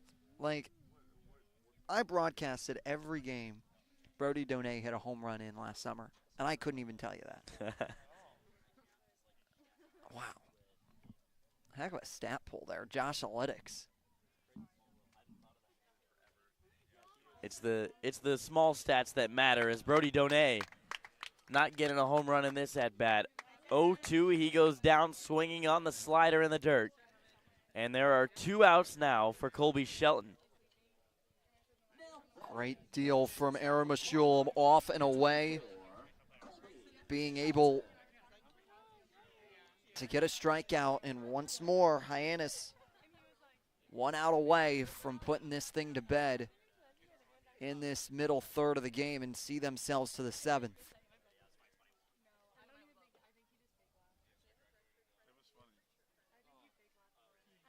So Shelton working with 2 outs now, pitches outside to him.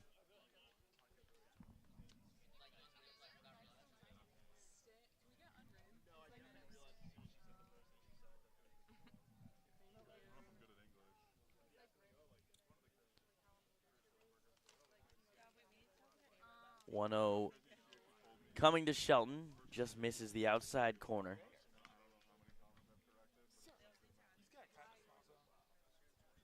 For Shelton, has a single and reached on a fielder's choice both time he's entered the play in. Staying back, waiting for Meshulam to deal.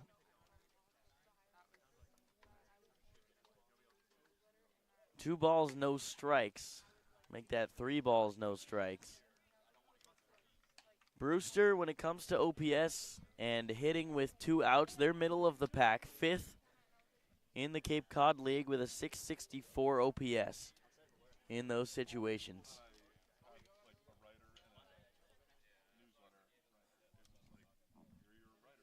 Daniel Cuvée dancing off second. Pitch from Meshulam clips the bottom of the zone.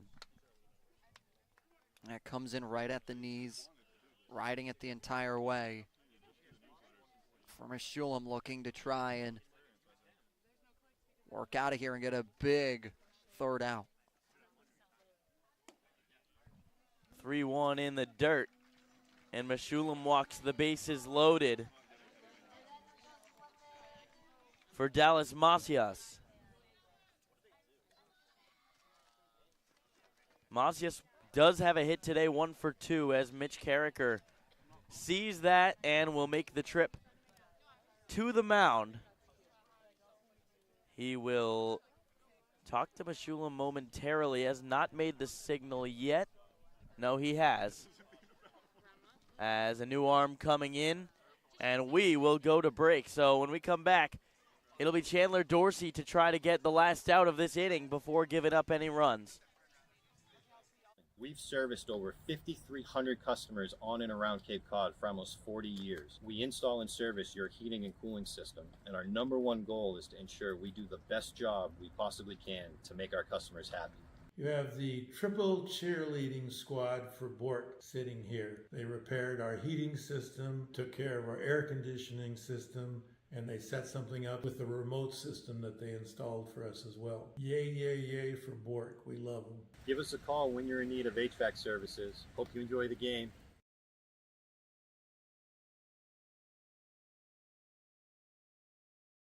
Hello there, Cape Cod. We're Bork Heating. Here at the Mass State Lottery, we're known for our monster wins. But there's no bigger win than the $1 billion we provide each year to support all 351 cities and towns in Massachusetts. In our game, we know that supporting local businesses and helping communities is how we all win. Because at the lottery, we're all playing for the home team. The Mass State Lottery. Welcome to the state of winning.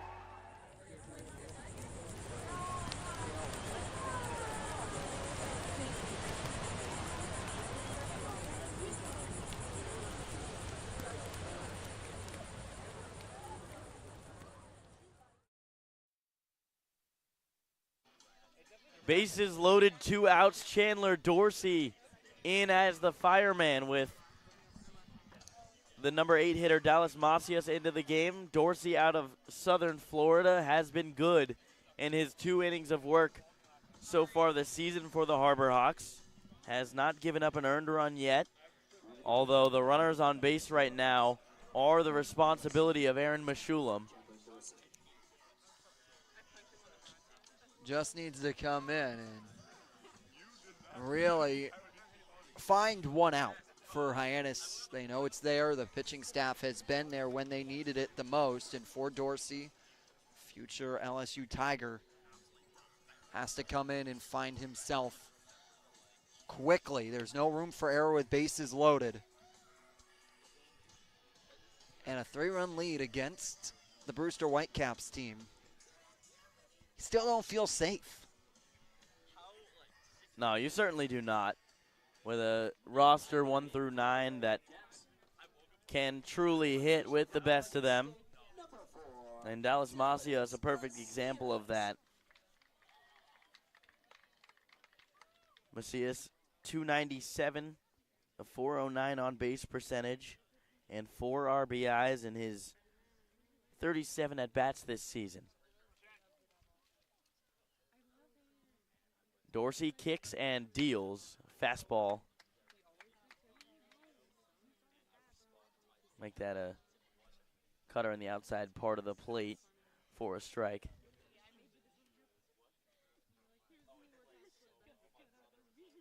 Dorsey still working from the stretch.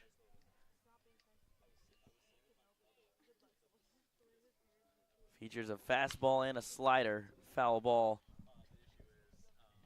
from Macias. Goes back to the fastball there, 92, and he's ahead 0-2 to Macias.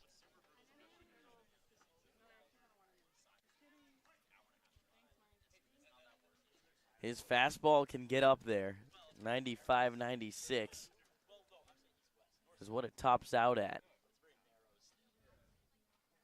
0-2, ground ball right back to Dorsey, and he will get the job done. So they go to Dorsey to get the final out. He does so. And Hyannis still up 3-0 going into the 7th. This will be your college. This will be your home.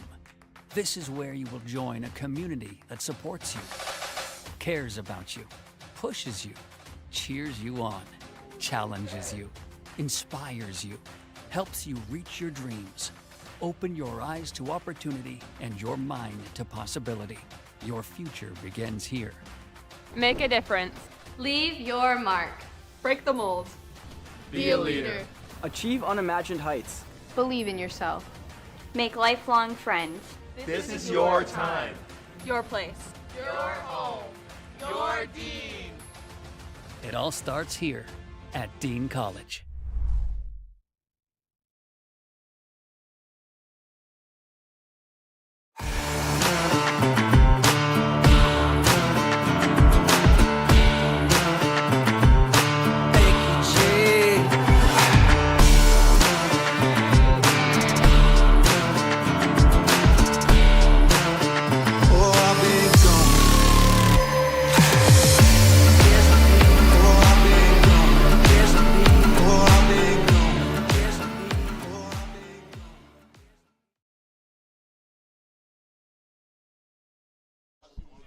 DJ Primo back out there for another inning for the Whitecaps. It was a bases-loaded situation for Chandler Dorsey in the last half of the inning, and he was able to get out of it, keeping Hyannis with a 3-0 lead. And that is so huge as the game comes down to the wire here. It takes pressure off of the Hyannis offense a little bit. You know, obviously you want to score as many runs as you can, but a 3-run lead is certainly much more comfortable than 1 or 2 if Brewster were able to scrape a couple across. So the 7-hitter today, Josh Tate, up at the plate, the right-hander.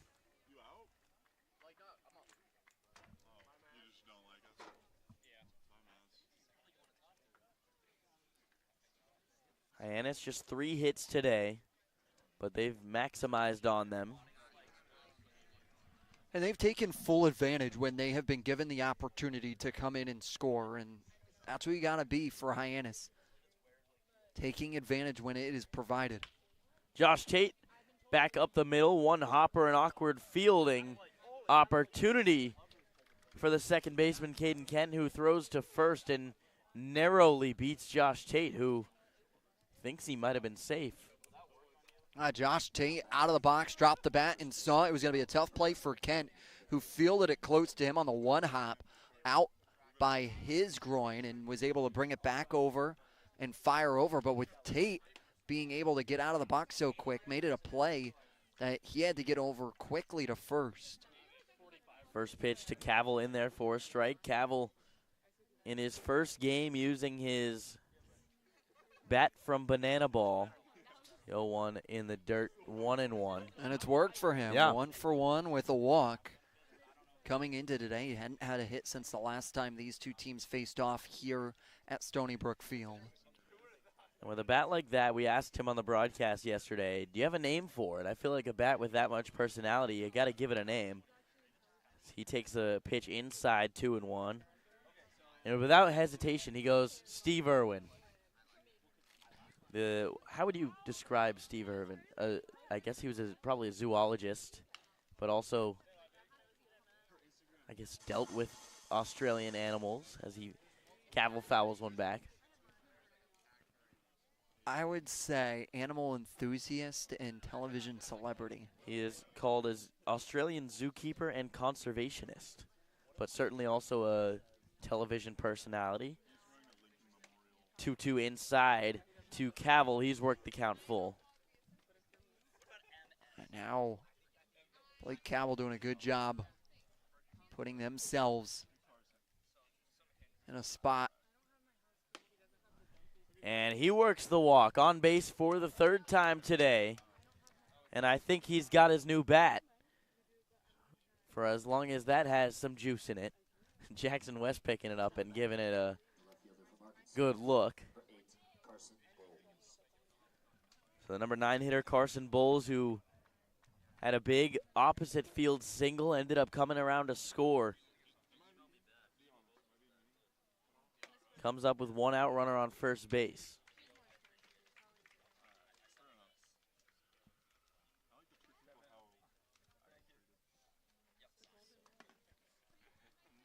Oh, 1 out. Primo fires. It's a chopper back to him. He'll throw to second base. A soft throw, cut off by the shortstop. Throw on to first in time. It was Colby Shelton who cut across Caden Kent to make the catch, step on the bag, and throw to first for the out. It's stretch time here as we go to the bottom of the 7th inning, up 3-0. Your future begins at Dean College. Make a difference. Leave your mark. Break the mold. Be a leader. Achieve unimagined heights. Believe in yourself. Make lifelong friends. This is your time. Your place. Your home. Your Dean.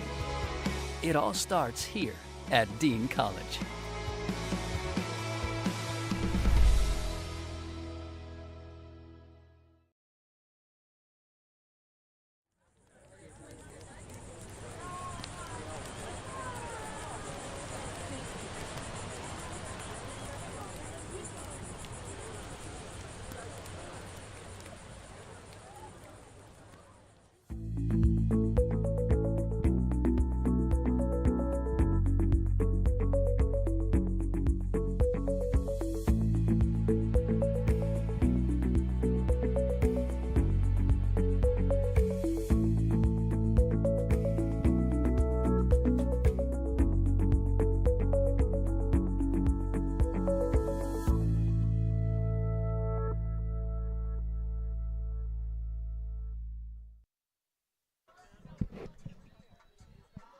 Stretch time is over as we're in the bottom of the 7th inning. Chandler Dorsey back out there after getting the last out of the 6th inning.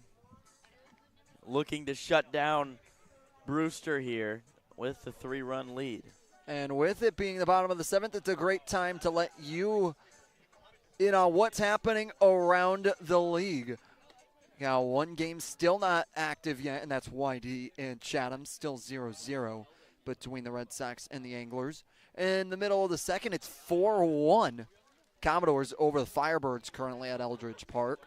The Harwich Mariners trying to figure it out and stack together back-to-back wins as they lead 1-0 in the top of the 4th versus the Wareham Gatemen. And at the top of the 7th, it's the Bourne Braves taking care of business currently of the Cotuit Kettleers. So Cooper Vest up to the plate now with nobody out. Chandler Dorsey fires, swing and a miss, strike one. And it opens up a big spot right now if the scores hold as they are for Hyannis to try and go grab some spots and move within striking distance of both sides as they sit a game back of both sides as well. For at least Wareham's case, they've played their full game on Sunday. Hyannis looking to play their makeup game against Chatham tomorrow. The 0-1 and 1-1 pitches are up and away, 2-1. Not tomorrow, excuse me, but rather Sunday with the All-Star game occurring tomorrow. You can catch all the action on Cape League TV starting at 3 o'clock with the pregame show. 2-1 is up to Cooper Vest. He's worked himself into a hitter's count, 3-1. And Jacob, we're going to have an interesting final stretch of this season. It's going to really be a sprint. It's a sprint, and with Cooper Vest hits a fly ball into shallow center field. Tate ranging in, diving attempt, and the ball hits the ground. So it will be a single for Vest, but a really nice effort made by Josh Tate in center field. Yeah, Tate came driving in, and then at the last second, thought he was going to be able to play it in the air, but had to go diving for it. Slid out and couldn't hang on to it. Looked like he got his glove under it for a hot sack, but then came around off of him.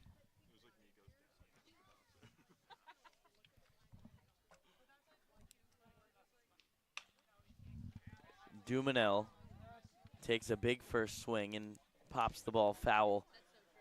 Now, Dumanel, in every game that we've called against Brewster, it feels like Nick Dumanel hits at least 3 foul balls every at-bat. It's an impressive fight all around, and that's why they have him batting leadoff. He sees a lot of pitches. The 0-1 slider to him, front door, called a strike.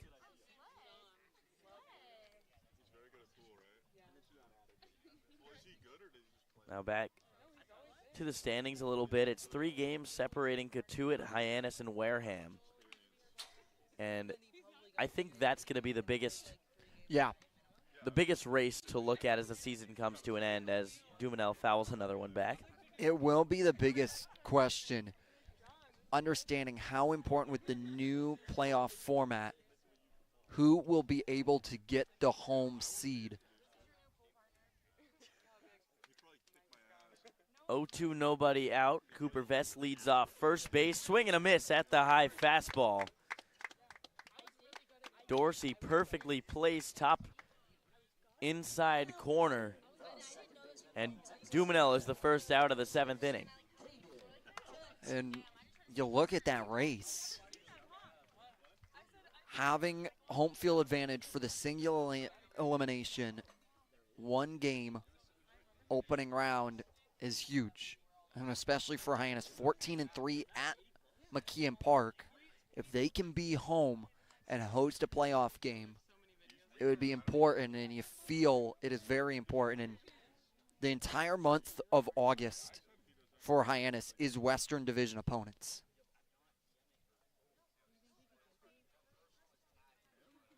So that brings up Caden Kent, who is ahead in the count 2-0 now after the first 2 pitches miss.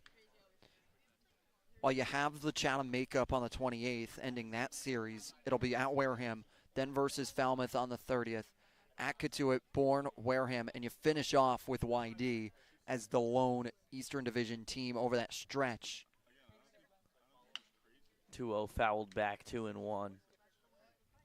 It just opens a really huge stretch of games. You talk about for Hyannis, they have the opportunity to go up against Wareham 2 more times. At least for going up against Wareham, those are huge games because you can drop opportunities as well as gain opportunities by playing them. And it's a high fly ball, fair territory. Cavill under it. Saldivar calls him off. And Blake Cavill puts his hands up like, hey, I wanted that one. Blake Cavill giving a little bit of emotion over to the dugout and giving a piece of his mind to Eddie Saldivar. He's saying, you stay over there. Stay in your position. And Saldivar is able to make up the play. And for Blake Cavill, if you were watching the broadcast last night, know all of his personality and is a great guy to talk to and loves playing baseball and has a smile on his face every day with it. So here's Ryder Helfrich up in a big spot. 2 outs, runner on first base. Cooper Vest does have speed out of BYU.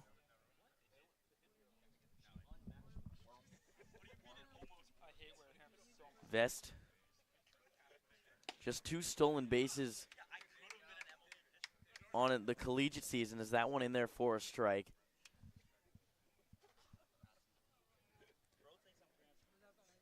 But with that being said, this season does not have a stolen base. In the summer, 0-1, a swing and a miss, 0-2. Vest has a black oven mitt guard on his left hand. Ryder Helfrich down in the count, 0-2. 2 outs. Big spot for Dorsey. Fastball popped up high in the air. Shallow center field, Tate ranging in. And with a medium level effort, he makes the play for the 3rd out. So Hyannis now 6 outs away from picking up a victory, looking to add on some insurance.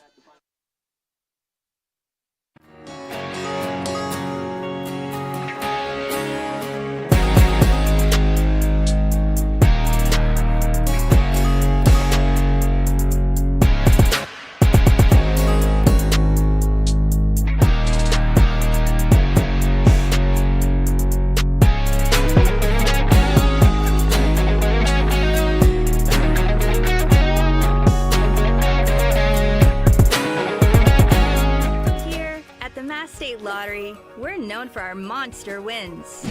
But there's no bigger win than the $1 billion we provide each year to support all 351 cities and towns in Massachusetts. In our game, we know that supporting local businesses and helping communities is how we all win. Because at the lottery, we're all playing for the home team.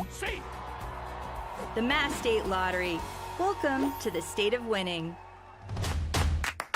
This will be your college. This will be your home. This is where you will join a community that supports you, cares about you, pushes you, cheers you on, challenges you, inspires you, helps you reach your dreams. Open your eyes to opportunity and your mind to possibility. Your future begins here. Make a difference. Leave your mark. Break the mold. Be a leader. Achieve unimagined heights. Believe in yourself. Make lifelong friends. This is your time. Your place. Your home. Your Dean. It all starts here at Dean College.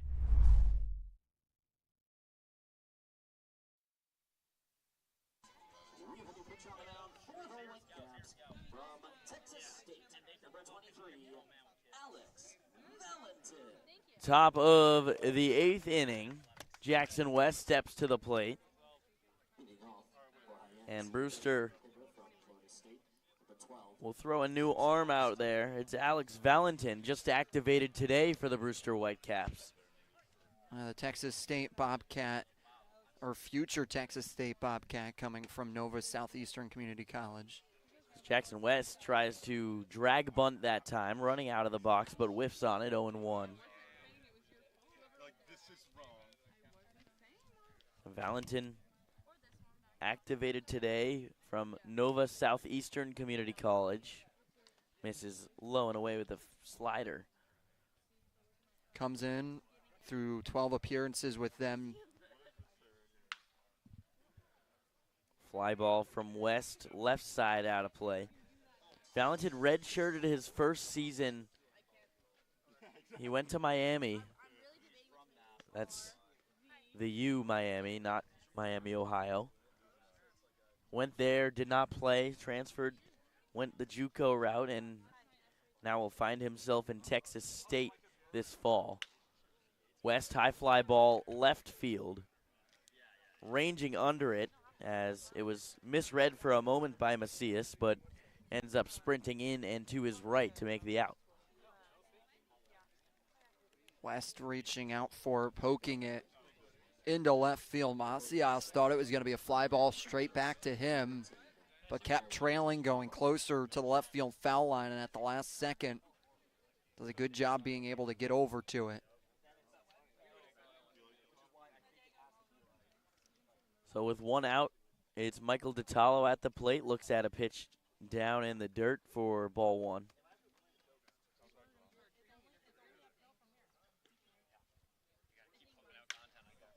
DiTallo high in the air, right field. J.D. Rogers ranging back, ball carrying a little bit, but not enough as Rogers makes the play in front of the warning track.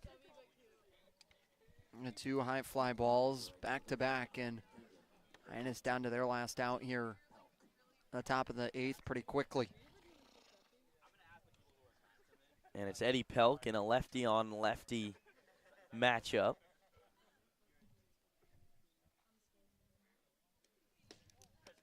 Pelk watches the slider away.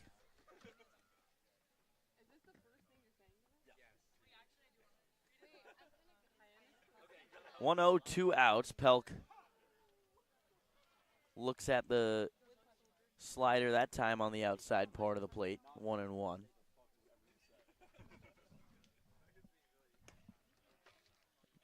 Three sliders in a row that time, just missing the plate. For Pelk here. He's put together a big day with that single back in the sixth, and he got left stranded at second with, but drove in two of Hyannis's 3 runs. That was the 4th slider in a row that time, 2-2. See if he gets another. Yes, he does, and it's up and in, 3-2. And Pelk really the reason why this game is in the spot that it is. Hyannis has some comfort with a 3-run cushion. 3-2, 2 outs. Pitch to Pelk is a fastball, the first of the at-bat, and he fouls it back. At this point, Pelk likely sitting slider and adjusting fastball, or reacting, I should say, as the slider misses up and in, as he works a walk on a really nice at-bat.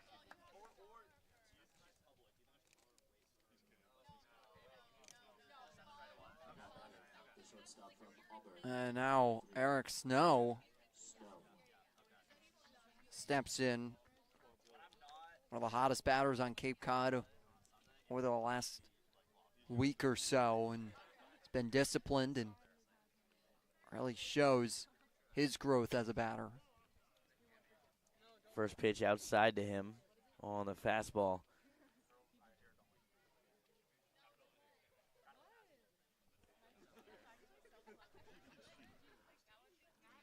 One 0, 2 outs. Eric Snow watches the pitch go inside. Eddie Pelk has the lead off first base. Cannon Peebles on deck.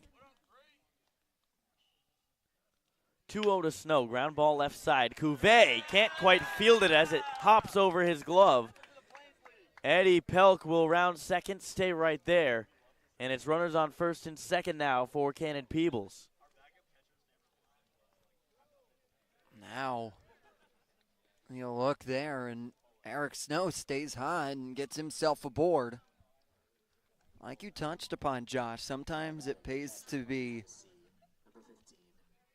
lucky as well as good at the same time, and for Eric Snow is able to use both of that there. And now Peebles, one swing away from trying to stiff arm the Brewster Whitecaps in the top of the eighth.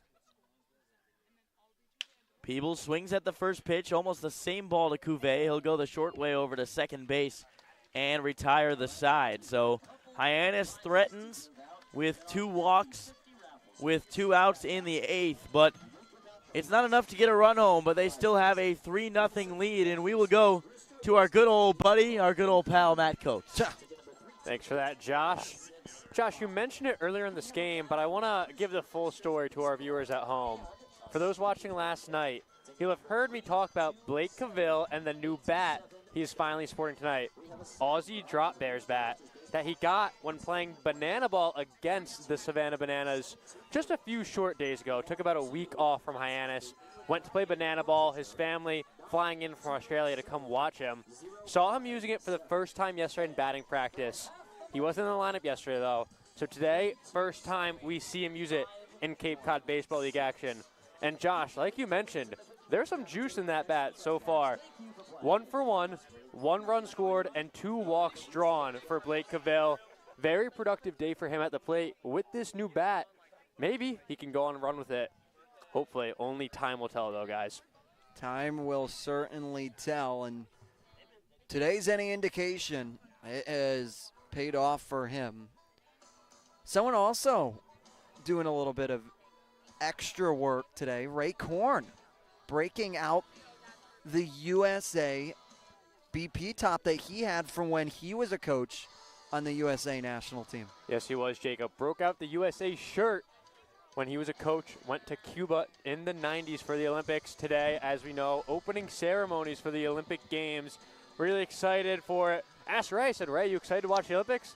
He said no. He's too busy coaching Harbor Hawks baseball, not going to get to watch any of it. But he did say the time he will get to spend watching it. He's very excited for the swimming events. Talked about Katie Ledecky, who I wasn't sure, but is coming back to hopefully continue her dominance. She's been phenomenal in the Olympics. Yeah, she will race the 400 tomorrow at 12 o'clock. You can catch that one on NBC with Dan Hicks, Rowdy Gaines, as well as Melissa Stark on the sidelines. Now, you're a big swimming guy, right, Jacob Irons? No, really. Really, no? No, not a. I could have sworn I thought you said that, but maybe I'm I love swimming. thinking of someone else. I do love it. Fouled off by Cuvée. I think it's one of the top Olympic events because it's always one of those cool events. I like the events that you don't see on the regular that occur at the Olympics. 0-1 to Cuvée, up and in. My sport right now in the Olympics is handball. Oh. So I loved playing handball. I've never played. It looks fun. so fun. Very fun.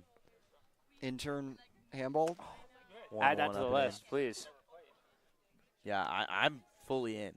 I mean, I played all the time when I went to camps when I was younger. And it's a good sport. Get to show off the arm a little bit. Anyone can play. You don't need any background. It's just a ball, your hand, and run a little bit. Cuvée, a hard ground ball through the left side. And a 92-mile-an-hour ball off the bat has Cuvée on base to start the 8th inning.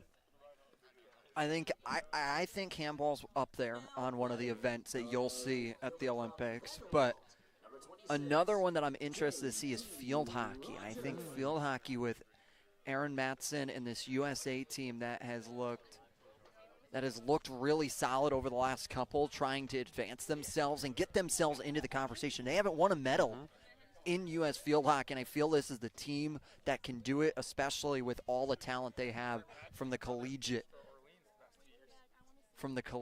level. And might be wondering, Matson, is that name familiar? Her brother Sean Matson is pitcher, Ivy League Pitcher of the Year 2 years ago, and pitched for Orleans before he got drafted. There you go. A little bit of fun fact Connections. right there. Small world. 1-0 to J.D. Rogers is up and away 2-0. So Cannon Peebles will go talk with Chandler Dorsey now. Jacob, I really like what you said when we were talking about swimming earlier and how you like the events that you don't see on the regular. Yeah. When I think of the Olympics, that's what I think about. You go back to when they were created. Just a display of athleticism and a contest of athleticism. That's what I think sports like handball and swimming are all about. Not something that's going to dominate the headlines every other year, but an excellent display of athleticism that you get to see once every 4 years and get to celebrate these phenomenal athletes. And I think that's another big reason why you see gymnastics take center stage, and because for gymnastics you don't necessarily see it all that often on the U.S. national stage. But once again, you look at that team, Simone Biles, Susie Lee, start looking around, and the team is putting together a really solid opportunity to try and go for gold in the team overall, along with Simone Biles trying to go for the overall herself. 2-0, J.D. Rogers watches that pitch. Cross the knees for a strike. No shortage of superstars, Jacob, like you mentioned, with this United States Olympic team. Always super excited to watch those women compete. They are amazing at what they do. 2-1 pitch coming from Dorsey is a slider that breaks across the plate. 2-2 now. Partner, you got one that stands out from an Olympic sport that you're excited to watch? I love watching volleyball, whether it's regular volleyball or beach volleyball. I had a bunch of friends in high school that played it, and it's so fun to watch. We played some beach volleyball the other day at Beachcomber on the off day. Played is a loose word, Josh. Hey. Played is a loose word. We had the good team chemistry going, that's for sure, as J.D. Rogers goes down looking on 3 straight strikes, and that will bring up Brody Donay once again. I think another sport, Jacob, that fits the mold we've been talking about and the theme would be track and field. Yes. Not a sport you see dominating the headlines, but it is a must-watch. I mean, I think back when I was younger, watching Usain Bolt in the 100, that was must-see TV. You couldn't miss it. Anytime he lined up on those blocks, I was steady fast paying attention. So 1 out with Brody Donay up at the plate. He'll swing at the first pitch and pop it up in the infield. Blake Cavill calling off Saldivar this time, and he'll look back at him, and they'll share a laugh as this time Cavill just a little bit louder calling off Saldivar. Cavill doing a good job making his voice loud to allow Saldivar to keep running past and showing a little bit of a Noah Lyles aspect over there, who's looking to try and win the 200 for the United States, as well as try and go back-to-back in Olympics with 4x4 teams, won by the U.S. women as well as the U.S. men in Tokyo. Colby Shelton at the plate now. Foul tips the ball back into the glove of Cannon Peebles. Another sport I am in love with is rugby sevens. It is 14-minute games. It is fast-paced. It is high. It is energetic.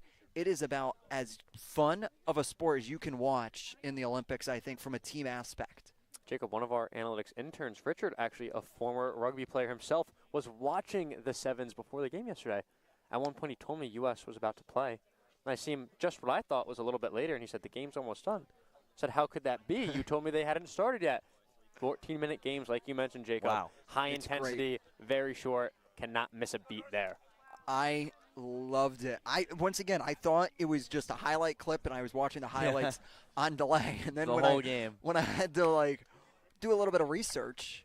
Pitch in there for a strike. Colby Shelton down 1-2 now with 2 outs. Daniel Cuvée off first. Had to do a little bit of research, and you were like, oh, it's only 14 minutes and 7, and a really cool sport.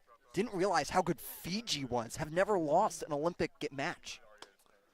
Colby Shelton goes down swinging in an impressive outing for Chandler Dorsey if he is done. Brewster still scoreless through 8.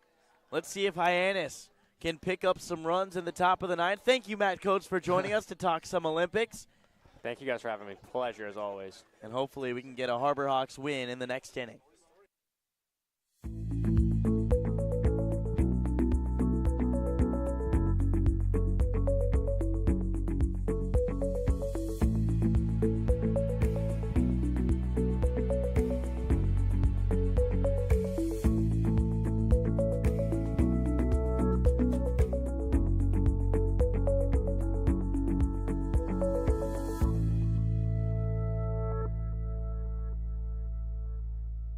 We've been around for 38 years and counting and have served over 5,300 customers. We specialize in the installation and service of your HVAC systems. Our favorite part of the job is making sure our customer is 100% satisfied. We've been using Bork Heating and Cooling for over 20 years now. They've installed our furnace, our central air conditioning, and our hot water heater. Their service department is great, and I'd highly recommend this company to anyone. We hope to hear from you. Give us a call anytime. Go Harbor Hawks! Here at the Mass State Lottery, we're known for our monster wins. But there's no bigger win than the $1 billion we provide each year to support all 351 cities and towns in Massachusetts. In our game, we know that supporting local businesses and helping communities is how we all win. Because at the lottery, we're all playing for the home team. The Mass State Lottery. Welcome to the state of winning.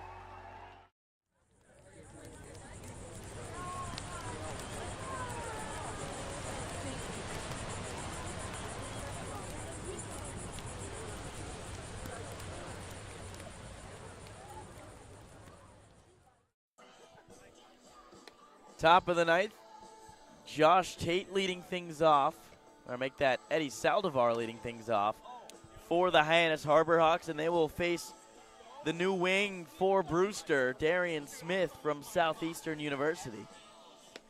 Darian Smith features a fastball, a changeup, and a slider.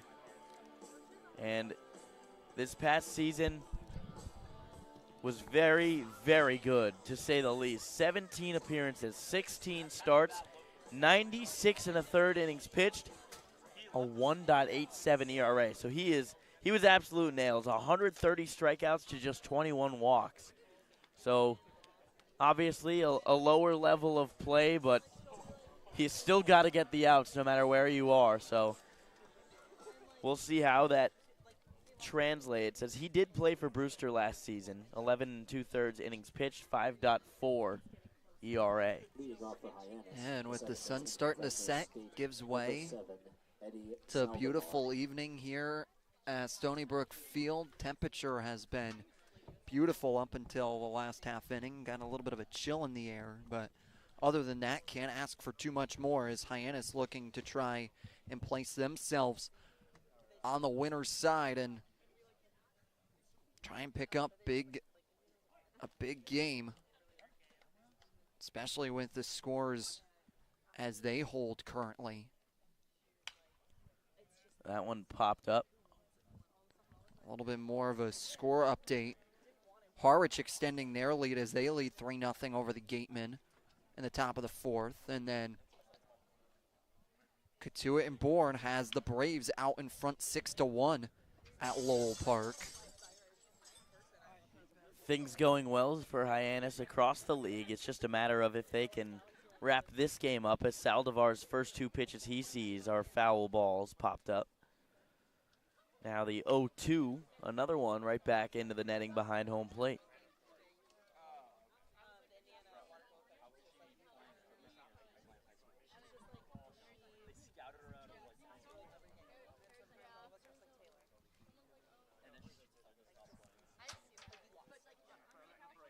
Darian Smith fires the fastball into the dirt at 94 miles an hour.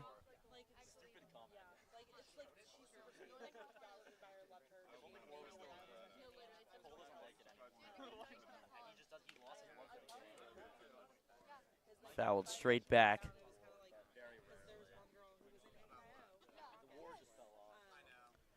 Saldivar working himself a nice at-bat. Has seen a lot of strikes so far, but just kind of spoiling all of them. This will be the sixth pitch of the at-bat, still 1-2.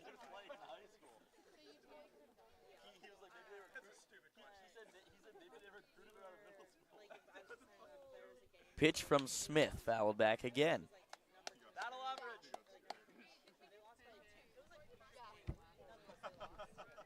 Places himself in a really good spot. Salazar doing a good job of fighting off pitches. 1-2 again. Another foul ball. And Saldivar working that battle average that was created by the baseball ops team here.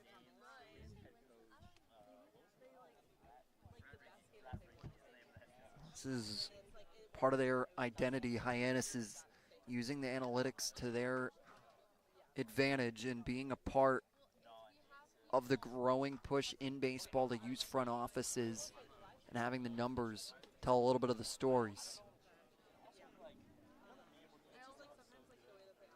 Saldivar takes a ball, on the 8th pitch of the at-bat, so going to number 9 in the 2-2 count.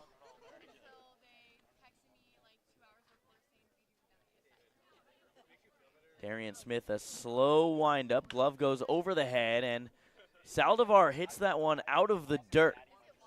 A high fly ball, and it gets caught in left field by Dallas Macias. And that, I actually think the bat hit the ground on the swing. There's golfing, and then there's just chunking, and he chunks a little bit of dirt and able to get barrel on ball there. Does a great job of getting his hands out in front of it and pushing it deep into left field, and Salazar doing a really good job of being able to try and fight off a pitch. It just goes for an out, though. No balls, no strikes, 1 out. As Josh Tate steps into the batter's box, first pitch a slider away.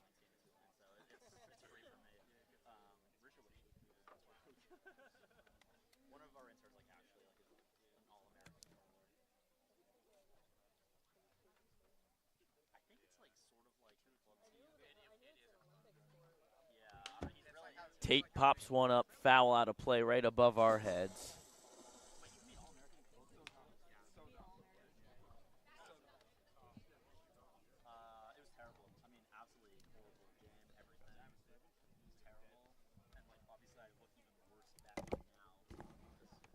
Josh Tate. Darian Smith deals another slider that misses. And Darian Smith has one of the slower windups you'll ever see. He starts with the glove, the teal glove right around his stomach, slowly brings it above his head, and now kicks and fires. 3-1. Ball in the dirt. For Hyannis right now, you feel like this is a game that you can try and walk out of here and go on a 2-game winning streak into the All-Star break. And Josh Tate rolls over, a ground ball to the left side. The shortstop, Colby Shelton, throws across his body on the run for the second out of the inning. For Hyannis, so many games you can look back on, and you can say it was 1/2 inning that really compounded on itself and allowed them to get away from them. And right now it's for them 1/2 inning that allowed them to compound on and allow the Brewster Whitecaps to find themselves behind 3-0. Cavill fouls the ball straight back. We're gonna try and find to see if the success works with the Drop Bears Steve Irwin bat.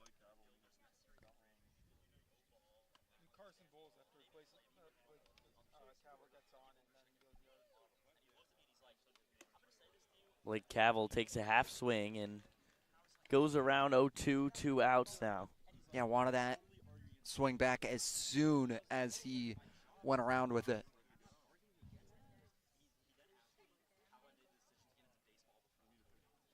The 0-2 to Cavill. He lays off the slider this time. Similar pitch. Trying to get a chase.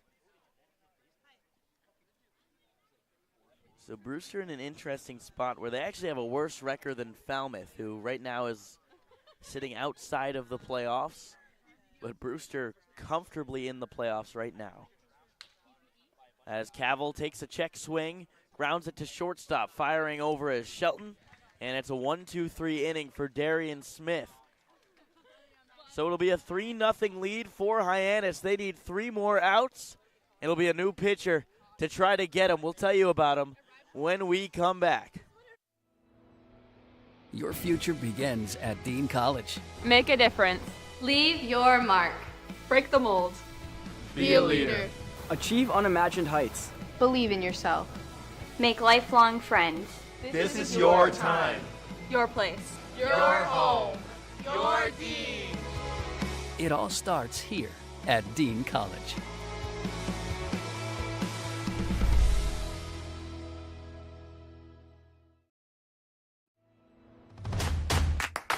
This will be your college. This will be your home. This is where you will join a community that supports you, cares about you, pushes you, cheers you on, challenges you, inspires you, helps you reach your dreams. Open your eyes to opportunity and your mind to possibility. Your future begins here. Make a difference. Leave your mark. Break the mold. Be a leader. Achieve unimagined heights. Believe in yourself. Make lifelong friends. This is your time. Your place. Your home. Your Dean. It all starts here at Dean College.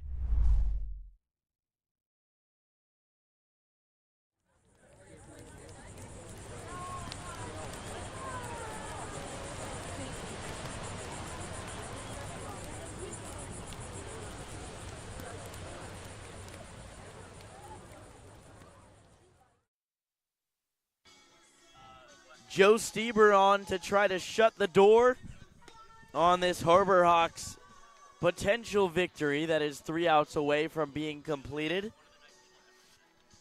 And Stieber, fastball changeup slider guy out of UT Arlington.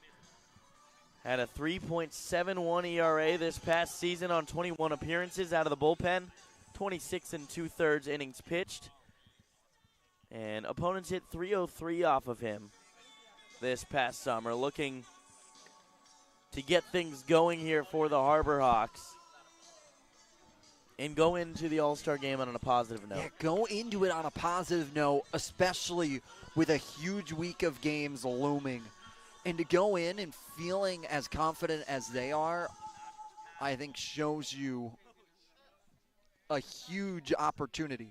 For today, Hyannis hasn't done anything special at the plate, but they took advantage when they needed it the most.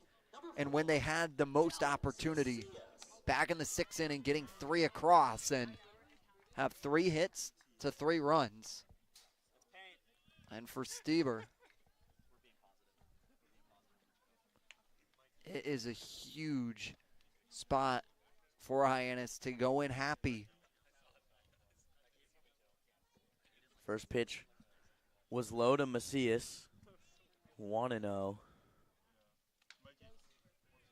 And the next pitch fouled straight back, 1-1.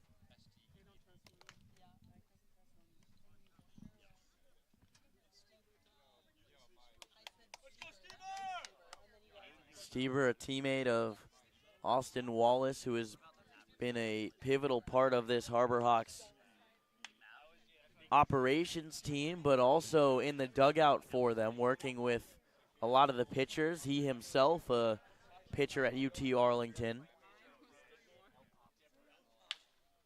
As Macias grounds one up the middle, Saldivar, backhanded stab, throw on a first, is in time.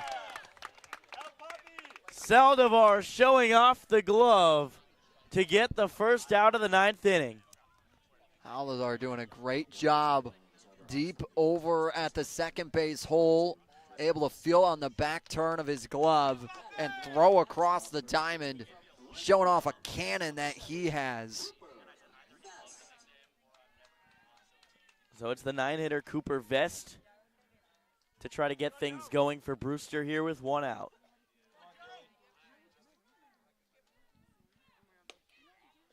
Swing and a miss at the first pitch, a slider.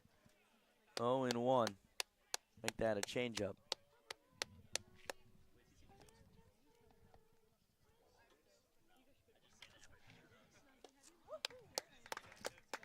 There's the changeup again, 0-2.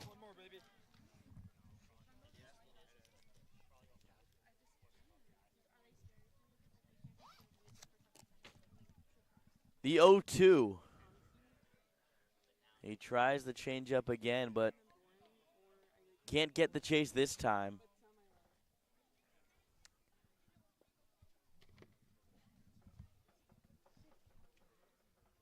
One-two to Vest, hit high in the air, deep to center field. Ranging back is Tate. He has space, and he'll make the catch. And Hyannis now 1 out away. I'm placing them 1 out away and going into the All-Star break happy.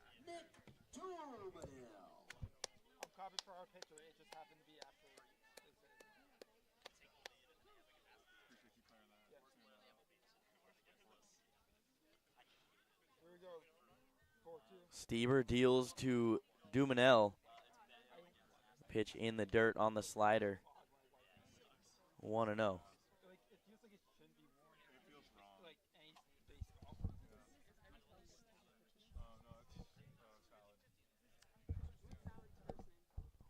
To Dumanel, swing and a miss. Can't catch up with the fastball, and the Hyannis faithful here trying to stay loud. Pitch low and away. 2-1.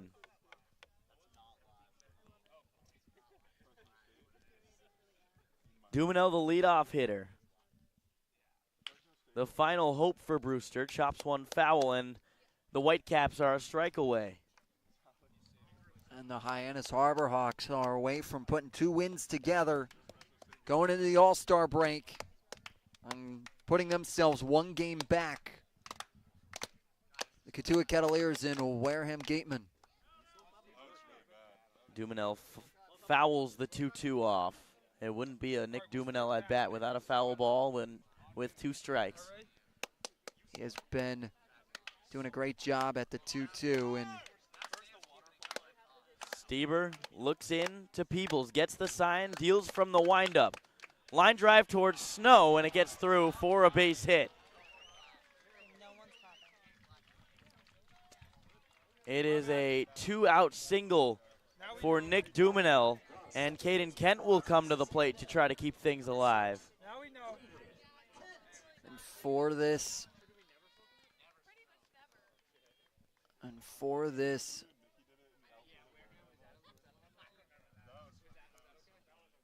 Whitecaps team, they are 1 swing away if you can get Kent back on board.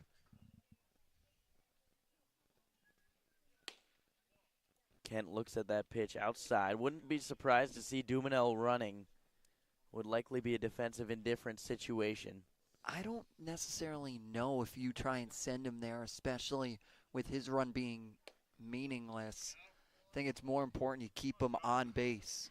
Kent swings over the top, 1-1. A lot of times in these situations, though, the defense will not even look at him. And you want to stay out of a force-out situation. The changeup misses up and away. 2-1.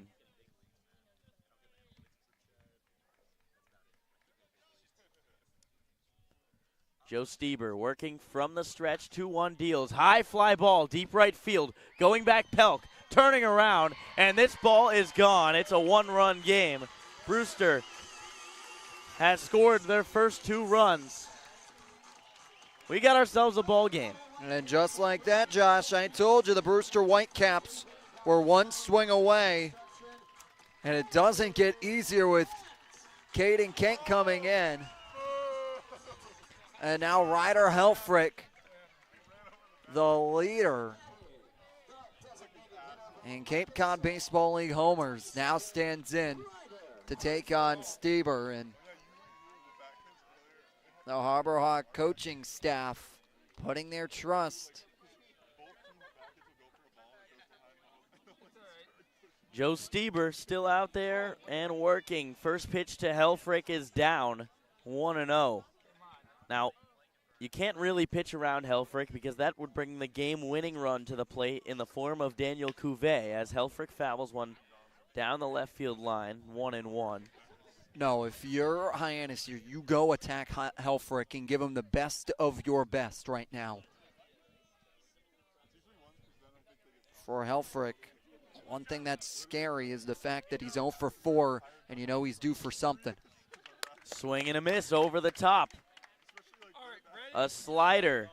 That Stieber is now 1 strike away yet again. The 1-2 pitch. Ball in the dirt. 2-2. Stieber tried going to that changeup. Working quickly. Stieber again. Ground ball left side. Fielded by DeTalo. Fires across the diamond. And Joe Stieber gets out of trouble.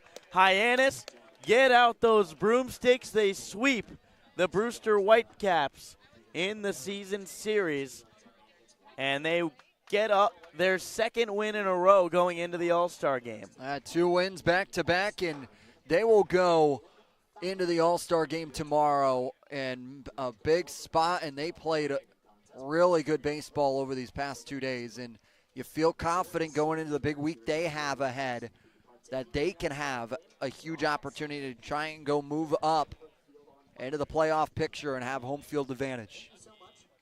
So Hyannis just needs 3 hits to pick up 3 runs and take down Brewster, who had 9 hits, but they can't convert on a lot of them. They just scored 2. They made it interesting, Jacob, but not interesting enough as Hyannis picks up the big win, 3-2. Thank you so much for tuning in to the Hyannis Harbor Hawks Baseball Network. Shout out to Daniel Bottolino working as our producer today, Chase Avery, and then our sideline reporters, Matt Coates and Josie Broyles. I'm Josh Schreiber alongside Jacob Irons, signing off.